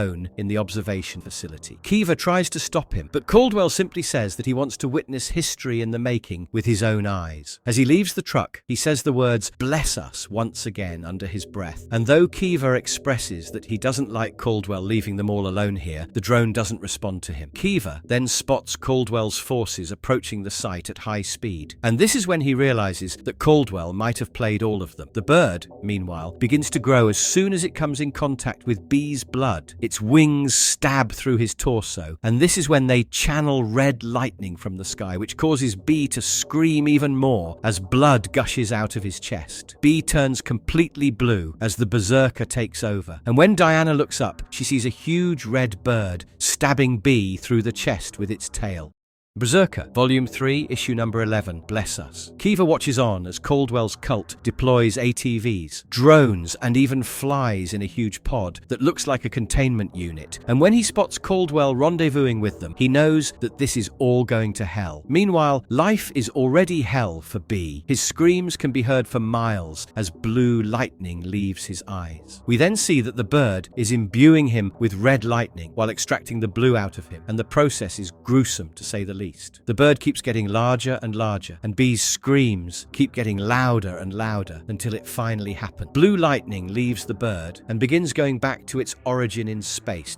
However, this time, the military's satellite captures some of it and transmits it back down to the facility in Washington, D.C. The signal has been established, the energy is being received, but despite all their preparation, the energy is too much, and it's too late to modulate or redirect it now. Meanwhile, Caldwell's cult is doing a similar thing. They use a drone to intercept the blue lightning, which is redirected to the containment pod we saw earlier. However, this is when Diana decides to intervene, and she uses her own black energy to join the process with B. He screams for her to stop, but Diana is simply speaking with intent, like she had planned all along. She knows that she wants to do this, she needs to do this, and that's because she needs to understand that's why she's here. And so the black energy shoots out of Diana and joins with B at the forehead. Consequently, the red and blue lightning come out of B and make contact with Diana in the womb. Both of them are now fully connected via red, blue, and black. The two of them convulse and scream high above the ground as both forces watch in awe from below. Caldwell's cult, meanwhile, leads him to the containment pod because time is of the essence. The box has been energized, and this is the perfect time for Caldwell to enter it. Caldwell steps in, and this is when one of the soldiers says, "Godspeed, sir." And this is when Caldwell turns around and says, "God? God? This has nothing to do with God." B, meanwhile, screams for Diana, Diana. He wants to know if she's okay, and she simply says that everything's going to be okay. This is the only way. We see black and blue lightning now bombarding her womb while she is still connected to B via the black energy. Caldwell enters the box, and as soon as the process is started, Kiva's men begin to fire at the men. We see that Caldwell's cult has revered and prayed for this day for a long time because as they are being shot down, they aren't worried about their lives. To them, this is an honor to be sacrificed for their cause. Kiva, meanwhile, is livid. He is screaming over the radio, ordering his men to stop Caldwell from doing whatever he's planning. And though his soldiers take out most of the men, the box is impenetrable. And it seems that Kiva's men are too late, because right now, Caldwell is being imbued with the blue lightning. Meanwhile, whatever was happening to Diana and B is finally over. Both of them lifelessly plummet towards the ground, while weakly taking each other's name. B then says, "Do you see? Diana, did you see? Do you see it? The purpose?" And when B opens his eyes, they're black, like space, with stars sparkling wherever you look. B then says, "1,000 paths of lightning, it made me." And Diana replies, "I see it, like pollen exploding into the wind, across the universe, with purpose, alien technology spreading." This conversation across space and time is contrasted by visuals of blue and red lightning combining to create pure white light, as well as the visuals of the bird we saw earlier. The bird dropped the piece of flesh, which eventually led to life taking its course once again. Kiva, meanwhile, is horrified by the massacre of his men and the cultists. He then orders level 3 support over the radio because he fears that there might be a BRZRKR incoming. He then checks in with his seniors over the drone, and they tell him that contact was made and that part of their mission was fulfilled. Diana and B, surprisingly, both land on their feet when they touch the ground. The bird is now dormant, and B is still bleeding from his abdomen. Their moment of respite, however, is interrupted by Caldwell as he screams, "Bless us!" at the top of his lungs as the BRZRKR takes hold of him. He emerges from the box, and like a raging animal, he begins cutting through his soldiers as well as Kiva's mercilessly. He decapitates them, breaks off their arms, rips open their jaws, and punches through their chests as though they're made of clay. Back at the Washington facility, meanwhile, the technicians are struggling to contain the blue energy. It is too much, and it is currently infecting the entire facility. This unfortunately means contact with B's clones, which means that Franken B, the clone made from B's body parts over the years, also comes to life. They try to contain him, but naturally fail. Blue energy coursing through the entire facility means every failed experiment comes to life. This results in something called the blood cloud breaching containment. And true to its name, the red cloud eviscerates every soldier that stands in its way. Malformed and failed genetic clones of B also come to life in their own pods. Meanwhile, Kiva decides to take matters into his own hands and heads for Diana and B. The two of them talk, and B reveals that he feels mortal. However, this is when they hear screaming, and when they turn towards the source, they spot Caldwell running straight at them.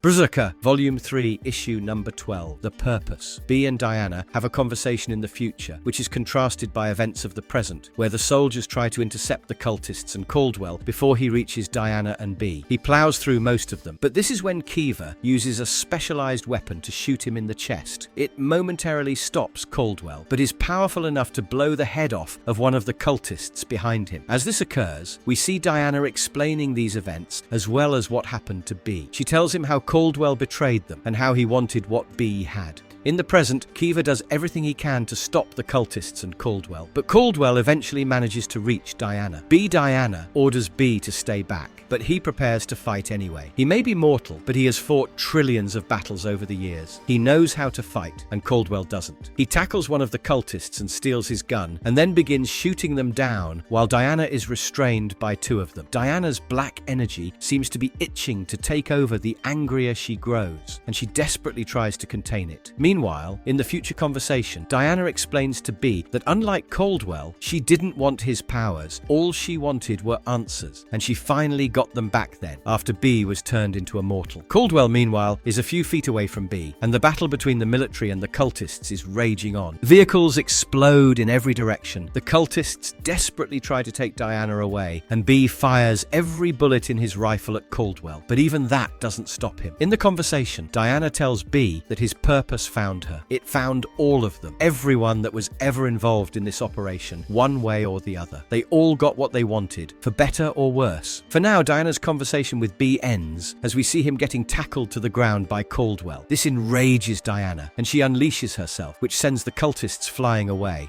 She then steps between B and Caldwell, and when the latter attacks her, she doesn't fight him. She instead unleashes the black energy, which causes her and Caldwell to float in the air. Caldwell snarls like an animal and tries to choke Diana, while she simply screams at the top of her lungs as rage takes over her. She then grabs his arms and rips them off with a single move. The sheer force of her black energy burns Caldwell to a crisp. B quickly grabs Diana and tries to protect her from the approaching cultists, but this is when Kiva comes to their rescue and offers them a ride. B makes sure to pick up the bird before they leave, and as they drive away, Kiva orders an airstrike on the area so that there are no witnesses left behind. Within the next minute, a stealth bomber flies in and drops 2 bombs, which completely decimate the entire area. Meanwhile, Diana pukes, which worries B, but she reassures him that she is okay. After all, she has felt this way before the last time she was pregnant. Diana's conversation with B in the future once again begins, and this time Diana confesses that she didn't tell B the rest in the vehicle with Kiva at the time. After all, he isn't the only one with walls. She then confesses that she was hand-selected by the HQ from a pool of scientists to ensure that she would be able to build trust with him and form a connection. Her mission was simple: to use B in order to make first contact. Of course, HQ also wanted to crack his DNA so that they could exploit it, but their priority was making first contact with the source of his power. While Diana tells B this in the future, we see one of the cultists walk away with Caldwell's decapitated head in his arm. Diana then says, "So often those around you ended up defining your purpose. For HQ, your purpose was potential. They got enough energy to power the hypercomputer indefinitely, and they made contact. It was a success, mostly." We then see the scientists at HQ using the hypercomputer to make contact with the alien race responsible for B, and they do indeed get a hello on their screen. We then see soldiers burning down B's clones to a crisp.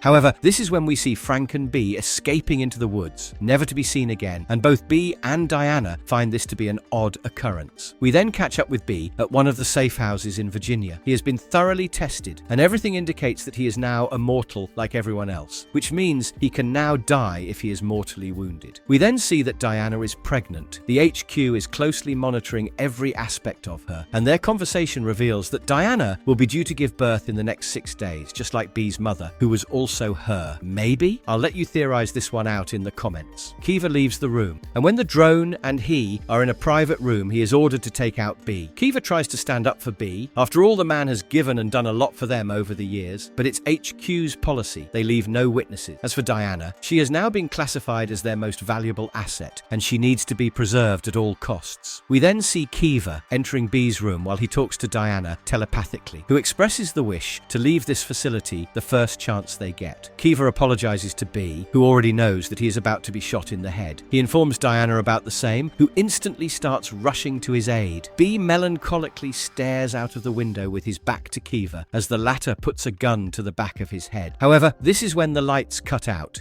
B ducks and Kiva misses the shot. Diana enters the room after killing the guard stationed outside and threatens to do the same to Kiva. Diana interrupted the flow of electricity to cut out the power in the safe house. She did the same to stop the guard's heart, and she warns Kiva that she can do that to him as well. Kiva stands down, and when Diana reveals that B and she are going to leave the facility, he doesn't stop them. He knows it would be his end if he tries. He warns them that the HQ won't stop coming after them, but all B and Diana need is a head start. As they leave, the drone comes around and claims that the babies in Diana's womb don't belong to her. They belong to them, but Diana simply uses her powers to destroy it. They then walk away into the night as Diana assures B that she knows exactly where to go. Meanwhile, we see the cultist who survived the entire ordeal in Saudi Arabia arrive at a remote church in Tuscany. A day or so later, Diana and B are welcomed at a remote farm by Celine and Songar, a family that has known Unut for multiple generations. They welcome them into their home and offer them plenty of food. Celine seems to have her own people people who keep tabs on B and all that happens around him. She informs them that Caldwell's head was recovered and they were able to track it till Malta, but that's where they lost its trail. Celine is going to be Diana's midwife, and when she listens to the babies, she confirms Diana's suspicions. She is going to have twins. Celine then leaves B and Diana alone, but before exiting, she winks at B and informs him that they still have his trunk in his room. A week later, Diana has 2 healthy babies, and unlike B, they don't injure her this time while she's feeding them. We then catch up with them a week or so later and see that the children are growing as fast as B. They look like they're 10, and to B and Diana's surprise, they don't show any sign of possessing the berserker. They play, laugh, and frolic like normal children, and one night, while sitting beside a campfire, Diana wishes that maybe they could disappear and have a normal life. Then, one night, B and Diana find the 2 children at the foot of their bed, and they lead them out to show the approaching drones on the horizon. B orders his children while he prepares for the fight. Diana takes out the drones using her powers, while B straps up and runs outside for the battle. His kids, however, are still outside, and once again, B screams for them to hide. 3 choppers now approach their farm, and soldiers quickly begin rappelling down. Diana takes out one of them using her powers, while B fights back and tosses a few grenades at the approaching soldiers. He shoots a couple of them, chops a few in the neck, but eventually gets shot in the hand. Seeing no way out of this conflict without sacrificing himself, B pulls the pin out of a grenade and jumps into the chopper that is about to land. The resulting explosion kills all the soldiers, but it also mortally wounds B. Diana screams for him as she is overpowered by a soldier while she decapitates another one. When she's on the ground, one of them smacks her in the face with the butt of his rifle and knocks her out. We then see Kiva arriving on the scene, and his orders are clear. They are to secure the children at any cost. However, this is when we get a glimpse of the kids who both now have blue eyes. It's the berserker, and Diana and B watch in horror as they begin ripping apart soldiers one by one. This wasn't the plan. He didn't want this for his children, and so B screams at the top of his lungs and begs them to stop before they can kill Kiva. Surprisingly, they do, and once they stop, their eyes turn completely red. As they both compose themselves, we see the unique interaction between the blue and red lightning that allows them to control the berserker. When in control, the right eye is red and the left eye is blue. Kiva thanks B for saving his life, and upon realizing that B is finally going to die, Kiva pays his regards. Diana then orders him to leave, and Kiva does so without another word.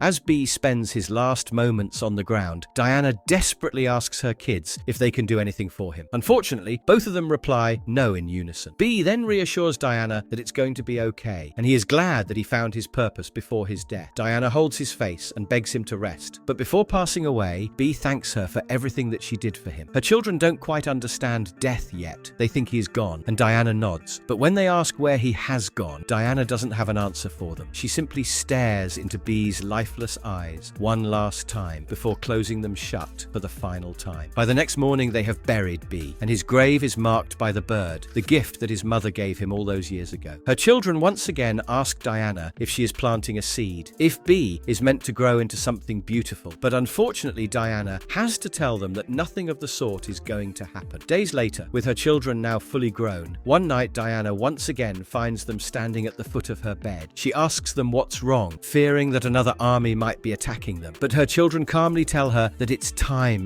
for them to start their own lives. Diana says, "What are you talking about?" And this is when both their eyes light up, one red and one blue, and the children expressed that this power they hold, this thing, the berserker, is so beautiful. After this, they walk out of the house without saying another word, and when Diana asks them where they are going, they simply tell her that they are going to grow, they are going to plant their seeds. Diana's future conversation with B then takes over, as she wonders what having a perfect memory is like. Does it mean you can return to a memory over and over again, examine it from different angles and find new things? Isn't it like seeing stars in a different place and time? Are they not the same stars? The same experience that is shared across time and space? As she says this, we see Kiva at the HQ watching the sun rise peacefully the next day. We also learn that the church in Tuscany is where the cultists are keeping Caldwell's body. He is slowly regenerating, but they keep feeding on his flesh, and to his dismay, he has to live through all of this. Frank and B, meanwhile, seemingly manages to find his way back to B's home, and when he lays his eyes on it, he seems to remember something. Diana's children then enter a bar, pick up their dates for the night, and then part ways when they walk out. As this happens, Diana says, "HQ thinks you're just a seed, a pollinator, spreading technology and ideas, but isn't that what we all are in our own way? Your purpose is our our purpose, to be a voice from the past, an echo of the forgotten, rippling into the shared future memory. We then see Diana staring into the sky at the edge of the cliff as the sun sets in the background. She is continuously talking to B through her tether, and today, once again, she decides to reach out to him. "Unute, are you there? Can you hear me?" And to her surprise, this time, B reaches out to her as he comes out of his egg once again. Upon hearing his voice, Diana frantically asks, "Where are you? Can you make it back?" And B says, "Yeah, I'll find a way, but it might be a while." However, B isn't on Earth anymore. He is on a different planet with 3 suns, millions of galaxies away. B waits for a response from Diana with closed eyes, and all she says is, "Hurry!" This time, when B opens his eyes, just like his children, his right eye is red and the left one is blue. Berserker, Poetry of Madness. Our story begins in Atlantis, the ancient lost civilization revered for its beauty, culture, and riches. The stuff of legends, and this naturally means killers and opportunists are drawn to their gates every day, and our narrator tells us that this is by design. We then see millions of men flocking to the gates of Atlantis with the intention of taking over it. However, this is when the narrator tells us that they need these killers and opportunists to satiate their demigod, their protector. And once these men reach the main gates, they are stopped by our narrator. This is Zubutai, loyal servant to the monarch of Atlantis, King Azayes the Kind, and the honored chronicler and squire to the king's personal guard. She offers the men one last chance to turn around to save their lives, but they all laugh in her face. Zubutai, however, is unfazed. She reveals that they won't be going up against an army, but one single man, the king's personal guard, and this is when she points to Unute, who is dressed in an exquisite blood-red armor, but is currently busy drinking and not paying attention to this conversation. One of the leaders insults Zubutai for this insolence, and this is when he explodes into a tapestry of guts and dismembered limbs. Unute has heard enough. These men are clearly looking for a fight, so why not give them one? He moves through the men with the grace of a ballet dancer, while killing his foes with the precision of a surgeon. They try to stab him, but they are no match for his skill. While this battle commences, Zubutai tells us that for the past century, her house has dedicated their lives and have pledged their service to Unute, their master. To them, he is a god, proof that divinity begets grace. This role of being Unute's chronicler was passed down to Zubutai by her father, and the most important thing he told her about Unute was that he needs to be kept satiated. They need to make sure that his need for carnage is regularly fulfilled. Unute, meanwhile, is still cutting down men like butter, ripping their hearts out with a single blow and slowly letting the berserker feed its hunger. He is then blasted in the back by a huge cannonball. However, when they fire the next one, Unute breaks it into a million pieces using his sword. The fragments of this exploding cannonball rip away pieces of meat from most of the men around him. He then leaps towards the cannon and destroys it with a single blow. As this massacre continues and Unute loses his flesh piece by piece, Zubutai's narration tells us that despite his murderous tendencies, her master is quite pleasant to her. They even drink together, and Zubutai wishes one day she were able to lie with him. By now, Unute has massacred all of the men. He is missing half of his face and has been stabbed by swords and arrows.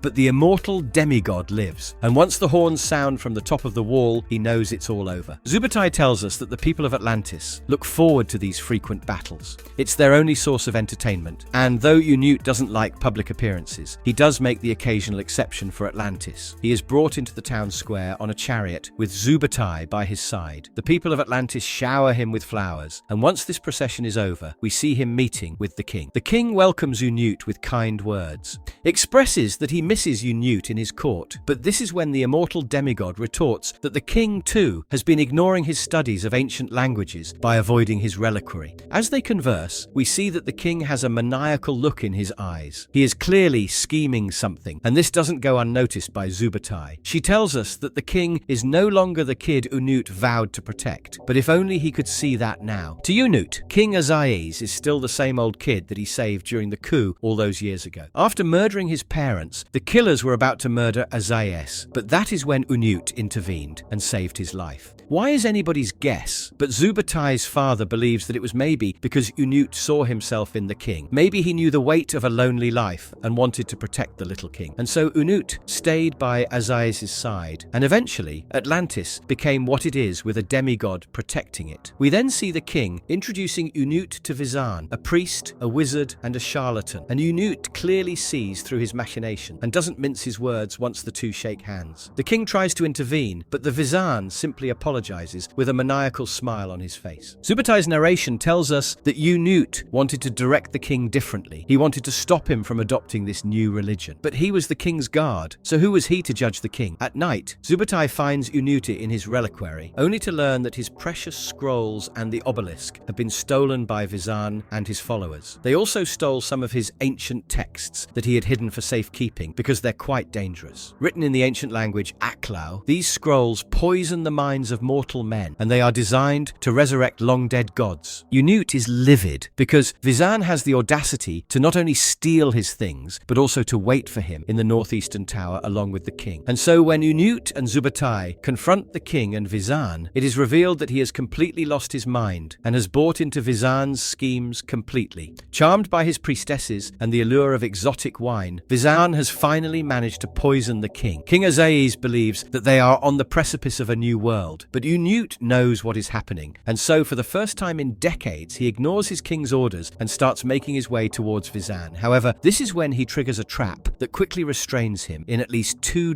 thorny vines. Before Zubatai can do anything, she is restrained by one of Vizan's men, and this is when the king maniacally apologizes for hurting Unut, but also reveals that he hates that the demigod still thinks of him as a child. Unut simply apologizes because he has failed to protect the king, but the king quickly reassures him that once Vizan helps him realize his true purpose, they both can be immortal brothers. This is when Vizan's men stab Unut with a funnel and begin collecting his blood. Vizan, meanwhile, tells Unut that his ancient blade isn't just a sword, but also a key. It is part of a set, and its lock is the obelisk, which was hidden right under Unut's nose. Unut doesn't say it out loud, but he knows about this. It's the reason why he was protecting the obelisk. After all, he is ancient, and he knows what is hiding behind this lock. Vizan then orders his men to drink Unut's blood, because according to prophecy, his immortal blood will mark them faithful, which will save them from the god's wrath that they are about to unleash. Unut struggles in his restraints, and this is when Vizan gloats that Unut won't be able to escape no matter how hard he tries.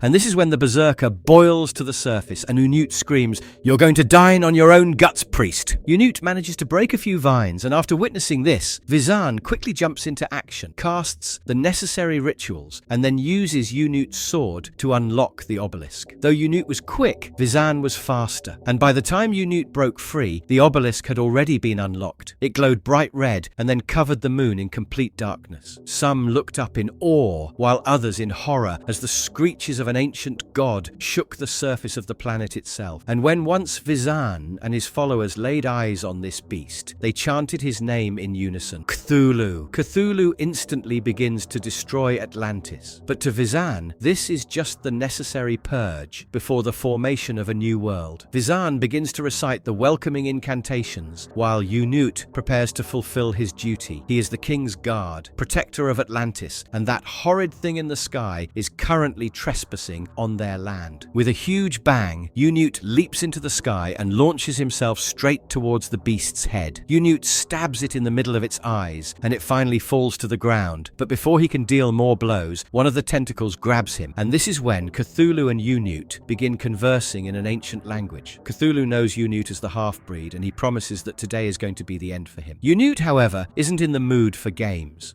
He slices off the tentacle restraining him, but this is when the best tosses him from tentacle to tentacle until the final blow sends him flying through one of the watchtowers. The orgy inside is horrified to witness their beloved savior split in half, but Unut is simply annoyed by this inconvenience. Cthulhu then begins to feed on all the people inside this tower while saying, "Your father has slept too long, half-breed. His garden is untended. The time has come to till the soil of this place and plant anew." As his body falls to the ground, Unut forces his guts back inside, and once he has barely healed, he leaps into action once again. He leaps erratically and begins cutting off every tentacle that stands in his way. He then throws his sword into Cthulhu's mouth, and it lodges itself in one of its teeth. Due to the ancient power of the blade, the tooth begins to burn, and Unut uses his power to break it off. Cthulhu screams and says, "You will die, Spec, with the rest of the Lightbringer's world." The tooth and Unut land near Zubatai, who is currently defending herself against Vizane's followers. This is when Cthulhu lurches towards the ground and swallows everything in sight. Vizan Vizan, the king, Zubatai, and Unut included. Everyone screams in horror as they plunge down the beast's throat, and this is when Unut remembers the promise he made to Aziz all those years ago as a kid. He had sworn to protect him from every threat that stood in his way, but today is the day that promise is broken. The king is dead, and after wishing him the best, Unut gets up and turns his attention towards Vizan. Vizan tries to weasel his way out of this by telling Unut that he can communicate with Cthulhu and calm him down, but Unut already knows the language. He then plunges his hand into Vizan WQ's abdomen, pulls out his guts, and then shoves them down his face. Zubatai, meanwhile, informs Unut of the rising stomach acids, and this is when Unut grabs her hand and begins slicing at Cthulhu's flesh. He can hear the beast's beating heart, and Unut is currently headed straight for it. The beast screams, writhes, and screeches as Unut methodically separates his heart from the rest of the body, and when the deed is done, Cthulhu falls, and he takes down Atlantis with him. He then carves his way out of the beast with Zubatai in his arms, and they both watch sadly as the place they used to call home becomes an amalgamated mass of rubble and ancient flesh. Cthulhu's dying body casts alien fire, and so Zubatai and Unut watch their home turn into nothing but ash and then get swallowed by the sea. Zubatai tells us that after that, Unut thanked her for her years of service and then released her from his service. He then chose solitude and went out into the wilderness once again. And this is when Zubatai says, even for Unut the Berserker, some wounds will never heal. Despite all the pain and suffering that he has endured, he still does not cry, so I weep for us both.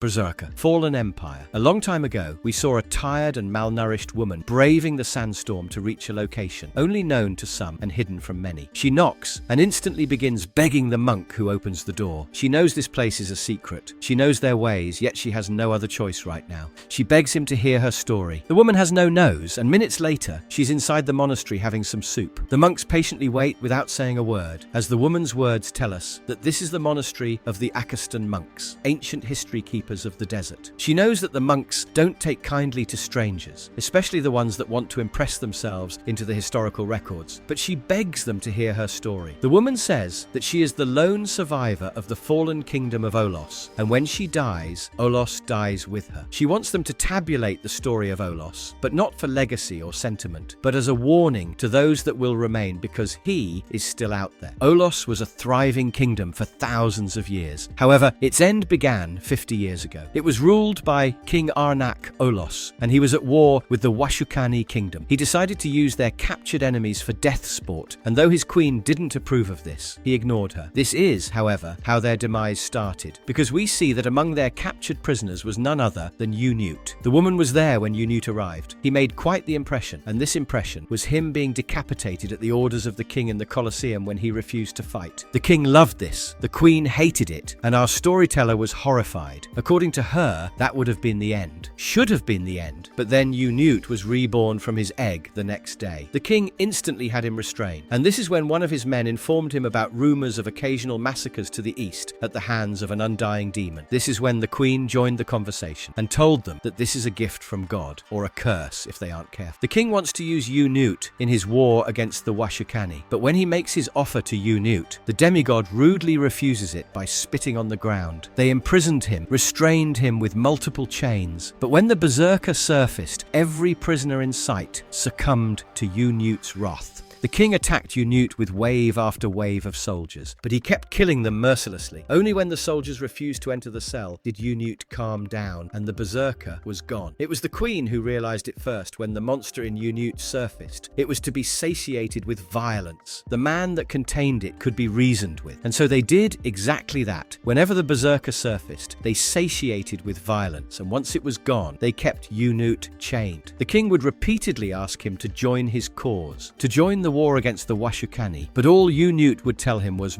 "This won't end well for you." They did this for a year, but the queen was hatching her own plans. She would observe Unut, and then she would visit him by distracting the guards using her handmaids. On her third visit, the queen freed him and then disappeared into the night with him. The woman saw this because she was one of her handmaids. The king believed she had been kidnapped at first, but when he tortured our storyteller and cut off her nose, she told him the truth. The queen wanted to escape the king, and she asked Unut to take her away. We then see Unut and the queen spending the night in a small cave in the desert, as she tells him that she wasn't born in Olos. She comes from the other end of the desert. She never wanted to be queen. She was traded to the king like property in exchange for a peace treaty. This is when Unut tried to cut off ties from her. After all, she isn't safe with him. But the next day, when Unut is done taking down the king's men that came after him, he finds the queen standing on top of a dune waiting for him. She washed and bandaged his wounds and told him the truth, that just like Unut, the king is her curse. He won't stop coming after her, and he also has a curse that will follow him forever. If they're together, she can stand between Unut and his curse, and he can stand between her and the king. The handmaiden tells us that their love didn't blossom overnight like people often like to tell. It happened over time, took months, but eventually they fell in love. And so one night, Unut noticed the tattoos on the queen's back, and she told him how her people like to etch their own stories on their backs. Women tattoo history on their backs, and their soldiers are chosen at the age of 10. Once chosen, their hands are tattooed completely black. Her story isn't complete yet, but she hopes it can end happily ever after with Unut. He then questions her why she doesn't want to go back to her people, and she tells him how she was sold to the king of Olos to bring peace to the desert. That is her purpose. She is the instrument to stop violence. Her purpose is to bring peace to the desert, and that is what is tattooed on her back. And so Unut stayed with her. Twice a month, he would trek out into the desert and slaughter anyone he would find to satiate the berserker and then return. But over time, he had to go further and further, and the time it took to return would keep increasing until the time finally came that he wouldn't be able to make it back in time before the berserker surfaced again. He told this to the queen, but when she didn't understand, he decided he wouldn't return the next time. He has been here before. He knows that if the berserker doesn't get violence, it would create it, and he didn't want to be near the queen when that happened. But he loved her, and so against all his instincts, Unut returned to their cave the next time he went out. Unfortunately, what he found was the site of a massacre, signs of struggle, and the bodies of 2 soldiers whose hands had been tattooed black. He knew that her people took her away, but she never told him their exact location, and the only one who knew about it was the king of Olos. And so the next day, Unut arrived in Olos, where the king had an army waiting for him. He demanded to know where the queen was, but the king of Olos refused to help him. After all, he had disrespected him by not only refusing his offer numerous times, but also by eloping with his wife. Unut threatens to destroy Olos if the king doesn't help him, and this is when the king decides to tell him the truth because it's going to work in his favor. The queen's desert tribes have recently joined forces with the Washukani, which is why they took the queen to insult the king of Olos in the ongoing war. He once again asks Unut to join his cause, and this time he agrees. And so it didn't take long for Unut to completely decimate the Washukani kingdom from the face of the earth. He left no one alive. Men, women, or children all succumbed to the wrath of the wronged lover. When he came back, Unut was afraid that he might have killed the queen as well in his rage, but this is when she arrived out of the debris with tattered clothes and hugged him. That night, however, Unut had a nagging thought at the back of his head. How did the queen manage to survive the massacre? How was she the only survivor? She tells him that Washukani freed her, hoping to stop his rampage, but this isn't good enough for him. And when Unut remembers the crime scene where he found the 2 dead soldiers from her clan, he notices that the ink on the soldiers' hands was still fresh. It was flowing with the blood from their wounds. This is when Unut realizes that the queen has tricked him. She counted on his perfect memory. She knew he would remember the fact about tattooed black hands.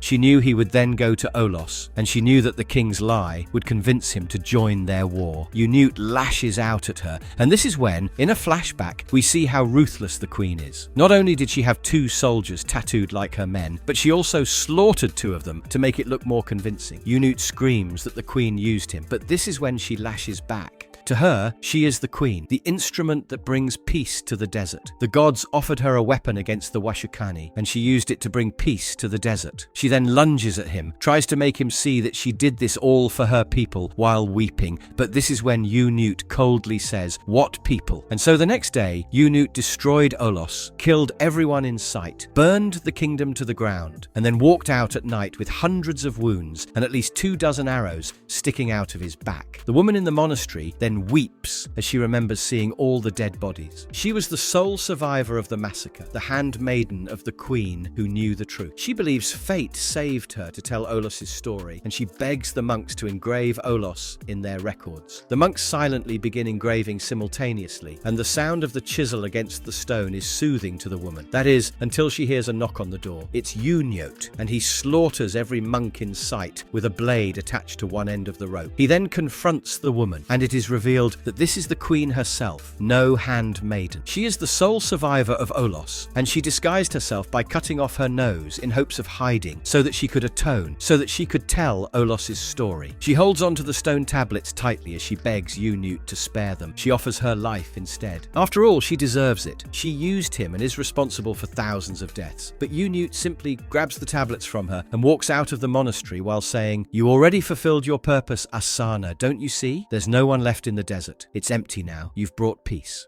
Uniote then breaks the tablets and walks away into the desert.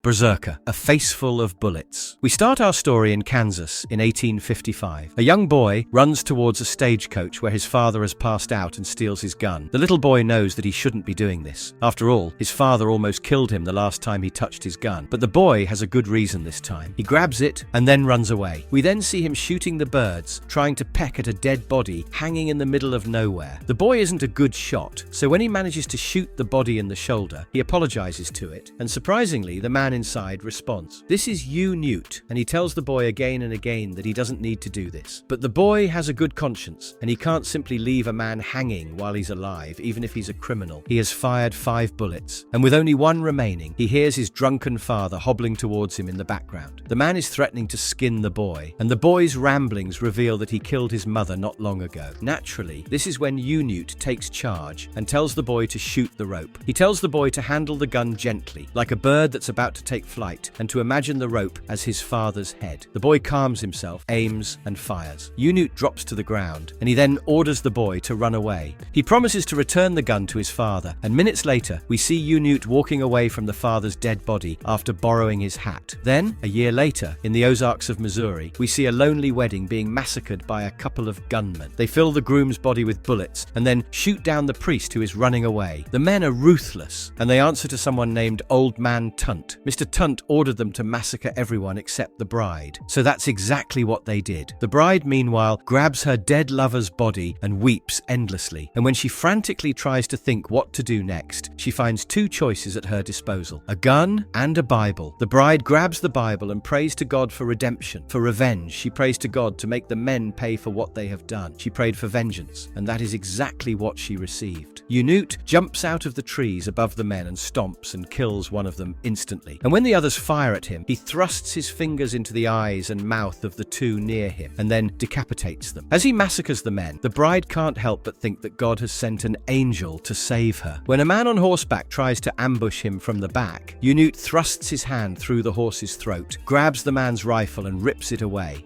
The man then tries to negotiate with Uniote, but he shoots him in the head instantly. This entire massacre is observed by 2 men who held back, and they decide to escape the scene and inform Mr. Tunt about this before they too are murdered. Uniote, however, has spotted them, and as they escape, he picks up the body of a horse and tosses it at them. He manages to kill one of them, but it seems it's not enough, because when the bride realizes that one of them has managed to escape, she is livid. Turns out Mr. Tunt is her father, and he will send an army after them when he learns about this massacre. However, like a crazy woman, she changes her tone instantly and holds Uniote by the cheeks, because to her, she is the angel sent by God who will protect her from everything. He removes her hands, and then the bride focuses on her loss again, her lost lover, the lost life she was supposed to have in Kansas with him at his farm, and how she will now be hunted down by her father's men till the end of time. Uniote tells her that he is no angel, but that he will get her to Kansas alive and well. And so they rode through the mountains, and though Uniote didn't talk at all, the bride did, and a lot. She tells Uniote that her name is Maybelle, tells him about her husband, his job, how they met for the first time, what his father does for a living, and a lot more. But this is a story Uniote has heard a million times. Wealthy father, huge empire built on the back of murdered men and women, and when the daughter tries to marry someone he doesn't approve of, he gets the lover killed. Only this time, her groom was an emancipationist, and her father was a slave owner. Maybelle is telling us this story in hindsight, and she tells us that that over the years, she found out more about Unut. She doesn't know his name, but for the sake of this video, we will call him Unut. She found out that he was responsible for many rumored massacres, and he was the gunman famous for never drawing first. We then see Unut getting shot in a standoff and simply walking towards his opponent instead. Once he is in his face, Unut shoots him in the head at point-blank range. Everyone had heard rumors of him, even the Indian tribes, and they all had a name for him. They all had stories that had been passed down through generations, and this name roughly translated to the storm who walks. Then one night, when Unut and Maybelle are sitting beside a fire, she requests another thing for him. Unut tries to stop him as soon as she utters these words, but she says them regardless. She wants him to murder her father. He tells her to go to sleep, but Pandora's box has now been opened. How can she sleep? She can hear her groom's death gurgle. She can hear the men who murdered him laughing, and the man who sent them. She can picture him relishing her misery. Unut bluntly tells her that the men who murdered her lover are dead, and if she wants to start another blood feud with her father, she can do so on her own, get her own killers or take matters into her own hands. But if she wants to get to Kansas safe and sound, then she should go to sleep. We then see Unut protecting her from a bear attack the next night. He loses part of his face in the battle, and that night Maybelle apologizes to him, apologizes for asking him to sin for her. Maybelle's narration tells us that she meant those words then, but they would go on to prove to be a sin of her own. The next day, as they are passing a trading post, we see Tunt and his men waiting in the woods to ambush them. And this is when Maybelle reveals that she set up this ambush on her own. She paid a manager to tell her father where she was going to be, and as soon as Unut sees the men, he instantly knows that this is Maybelle's doing. But to Maybelle, this trickery is justified, she says. You were sent to me for a reason. You should let them have me, but I know you won't, and that's because God didn't make you that way. But this is when Unut pushes Maybelle off the horse and says, God didn't make me at all. People like you did. Let me show you what it is you think you want. He then charges towards the men, but this time they've come prepared. They have brought a Gatling gun, and surprisingly, Unut knows he's riding straight into death's maw, and he apologizes to his horse for what's about to happen. He hopes his horse can find the peace that he will never know. Then, in the next second, hundreds of bullets rain down on Unut and tear him and his horse to shreds. The men turn him into a pile of flesh and bones. And this is when Maybelle tells us about the only night Unut had left her alone. This was after they had passed some trappers that had Shawnee scalps drying on their saddles, scalps too small for an adult. When Unut returned, he was tracking blood, and he had a bottle of liquor in his hand. And when he was drunk, he finally told Maybelle about the trillions of sins he had committed over the course of his life. The men, meanwhile, laugh and cackle, while Mr. Tunt is unimpressed that this is the man who forced him to drag a Gatling gun in the middle of nowhere. Maybelle's narration, meanwhile, tells us that she believes that Unut told her about his sins because he wanted to punish her, because in some way, after tricking him today, she was complicit as well. Somehow they were her fault. This is when we see Unut get up, light a match against his cheek, and then toss it at the bag full of dynamite in his saddle. In hindsight, Maybelle suspects that maybe Unut knew that she had betrayed him. Maybe that's why he didn't tell her about the dynamite he had brought back from the trappers. Maybe that's why he opened up to her that night. The resulting explosion from the dynamite sticks triggers an avalanche, which ends up burying Tunt and his men. Unut then gets up and shoots any men that stick out of the snow while still dragging his entrails in the snow. He then piled the bodies up and massacred them with the Gatling gun. Upon watching this horrific scene, Maybelle was filled with rage and lust for revenge. She began to scream at the top of her lungs, "Be the storm! Kill them all!" We then see Unut pointing the gun at her father's face, but this is where we cut to Unut returning to Maybelle. She is furious, delirious, and desperately wants to know if Unut killed her father. He grabs her hand and drags her away without telling her anything. By morning, they are in Kansas, and Maybelle is begging him to tell her how her father died. She wants to know he was tortured. She hopes Unut made him beg for his life. This is when Unut reveals that he never murdered her father in the first place. He says that he massacred Tunt's men, then put the Gatling gun to his face and made him promise that he would let Maybelle lead her own life, that he would never go after her, because if he did, Unut would return for him. Maybelle is horrified by this revelation. She wants to go back to finish the job, and Unut tells her that she can do so if she wants to, but his job ends here. He then gives her a bit of life advice. He tells Maybelle to let it go. What her father took from her won't come back by killing him, but it will be back if she creates a new life for herself, a life she likes, a purpose she likes. He advises her to be better than her father, to be better than him, and then Unute rides away. Maybell is furious. She slowly descends into apathy and begins screaming curses and hurling abuses at Unute as he rides away. She screams, "Too afraid to face yourself? You believe the world made you this way? Bullshit! It's not the world that ruined you. It's you who ruined the world." Maybell then weeps and tells us through narration that she regrets screaming those things. She regrets them because Unute was right. We then see her serving as a nurse for the Union in the Battle of Mine Creek, 1864. This is her new calling, and Jesus is her new groom. Maybell tends to the wounded and orders one of the sisters to get rid of the soldier who has passed away. He has a big, gaping wound in his back. As Maybell leaves the tent, she tells us that she still wonders about her nameless angel, wondering if he's out there among the wounded or if he's the one doing the wounding. This is when the presumed dead soldier gets up, and we see that it was Unute all along, here to check up on Maybell. Maybell's narration tells us that she has now forgiven her father. She wishes him no ill will, and this is when we see what had happened during Unute and Tunt's confrontation. Unute had threatened him, yes, but Tunt had laughed in his face, and so Unute turned back and shot Tunt to smithereens. Unute then gets up and walks out of the tent before Maybell spots him, and once he is gone, she seems to notice his missing body and wonders if this was her nameless angel. She then tells us that just like her, she hopes Unute too realizes that there's hope for him too. And as Unute gets ready to join the battle again, Maybell wishes for the Storm, who walks to one day find the calm that he deserves.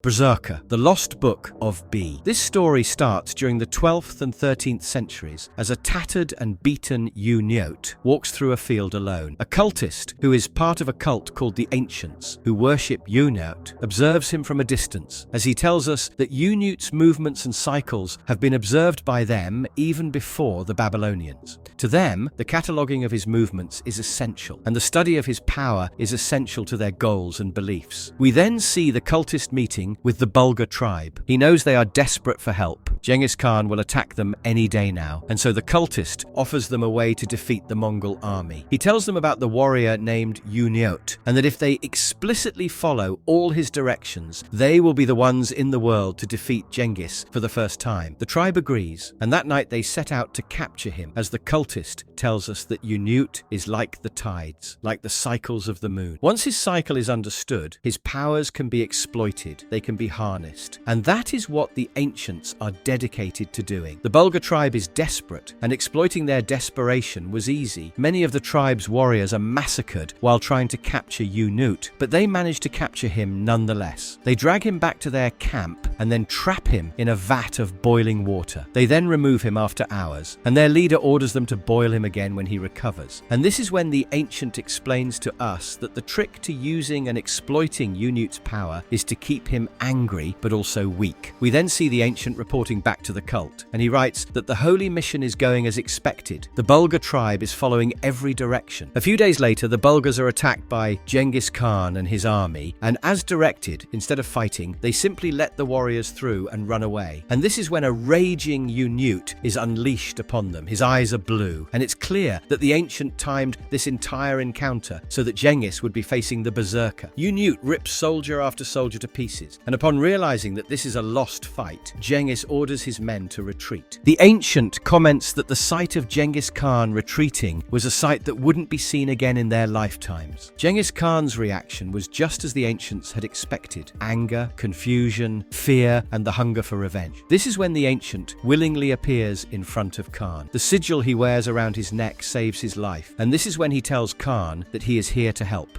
He tells Genghis that he knows the Bulgars' secret and that he can help Khan capture Unute. And just like the Bulgars, he tells him that the only condition is that he will have to follow his every direction. That night, he sends another hawk back to the cult, this time requesting new orders. And so by the time he gets his new instructions, we see that Genghis has already captured Unute. And instead of being brutal like the Bulgars, on the instructions of the Ancient, Khan shows him respect. He frees Unute from the cage, shows him that he can strike him down if he wants, and if Unute prefers otherwise, then he can join his cause. Genghis promises to conquer the world alongside him, and offers Unute anything and everything that he wishes. And so, we catch up with Khan and his army as they try to attack Beijing, a highly fortified city with huge walls. Khan and his army have been laying siege to it for weeks, but they have had no results. Khan is growing impatient because Unute is yet to join the fight, and the the ancient calmly informs him that tomorrow is going to be the fateful day he takes over Beijing. And so, Unute is informed that tomorrow is the day he will be joining the battle, but he already knows this. He can feel the berserker's hunger on the precipice of absolution. The next day, Khan piles up every slain soldier from his army into a huge catapult. There was a reason these bodies had been left out to rot over the past few weeks. The intent is to spread disease, and once the job is done, he gives the orders, and the huge pile of dead is sent flying directly into Beijing. The soldiers inside are at first horrified by this sight, but their general quickly orders them to burn the bodies before disease spreads. However, seconds later, disease is the least of their concern, because hiding among the bodies was Unute, and he slaughters every soldier in sight. He then opens the front gates, and that is how Beijing was captured. We then see Unute fighting various battles alongside Khan and his army on the Silk Road, and the ancient tells us that the trick to guiding a wild beast like Unute is to feed him everything he desires. This means violence, and Khan serves up a lot of it to Unute with each battle. And when you want to satiate a god who can't be killed, who doesn't want anything, you create a need. You make him addicted to opium and women, which was easily accomplished by Genghis. And so Unute lost himself in war and opium. He fought hundreds of battles, and opium helped him forget what he wanted to and remain happy for a while. But then a memory began to surface again, and it couldn't be repressed by opium. By now, cities around the world had heard of Unute. They feared him, and so many opened the gates willingly when Genghis attacked. But the berserker needed to be fed, and Genghis made the mistake of launching Unute into an unprotected city on one such fateful day. Unute was raging. The berserker was out, but all who stood in front of him were just innocent civilians, children, women, and old people. However, as the ancients told us, Unute is like the tides, like the cycle of the moon. It can't be stopped, and a starving beast will eat. And so when Genghis and his soldiers entered the city, most of them puked their guts out, and Khan realized that the city had surrendered very late. But this massacre had changed something for Unute. An old memory had been unlocked, and that night, as Khan discusses future plans of conquering the world with Unute, we see that he remembers the moment he should have rebelled against his father. The moment he should have said something to stop his father's greed. Maybe it would have saved his mother's life. Unute didn't say anything to Genghis, but everything Genghis said, every word, every gesture, reminded him of his father and his greed. We then see that this was all planned by the ancients, enabling Khan, getting the Silk Road opened and the trade routes established. It was all planned. They did this to begin the flow of wealth and technology. They did this to usher in the medieval Renaissance. But that night, as the ancient writes his letter to the cult, we see that Unute is angry. He now hates opium, and we watch him kick away his hookah. This is when the ancient's narration tells us that this isn't the end of the plan. However, there is still one more scene left, one where there are consequences. And so the next morning, as Khan lounges on his throne, Unute expresses his disgust with his current life. He now realizes that he is still in a cage, only this time he can't see the bars that hold him. The Khan tries to pacify him, tries to offer him more things that he might need, but this seems to irk Unute even more. He tells the Khan that opium no longer helps him forget, but unfortunately he can't live without it. And this is when Khan enables him by offering him a lifetime supply. Khan then reminds Unute of all that he has done to make them both immortal in the eyes of the world. But this is when Unute realizes that this isn't his purpose. He has only helped Khan achieve his own goals. The throne is on top of a serene cliffside that looks over the sea. So Unute simply walks out of the room, climbs to the top, and throws himself onto the rocks below. The ancient tells us that the aim of doing so was to kill the body, to cleanse it, and then to be born anew. Seagulls once again feed on Unute's flesh, and by the next day, we see the ancient telling us that this is where his part in the story ends, and that it was an honor to witness Unute in all his glory. The next morning, Unute is reborn again, and the first thing he does is to enter Genghis Khan's throne room and then kill the soldier standing guard. Genghis doesn't fight back. He knew someday this would happen, and he tells the ancient that he had suspected this was his doing all along. The ancient, however, plays coy and tells the Khan that he is giving him too much credit, and then Genghis Khan loses his life at the hands of Unute. Unute stabs him in the heart, twists the dagger, slices his throat, and then throws him out of the window and onto the same rocks where he died yesterday. Unute then confronts the ancient, and he knows that this was the cult's doing, so he stabs the ancient in the neck and throws him out of the window as well. Khan's warriors and children, however, rewrote his death in the history books.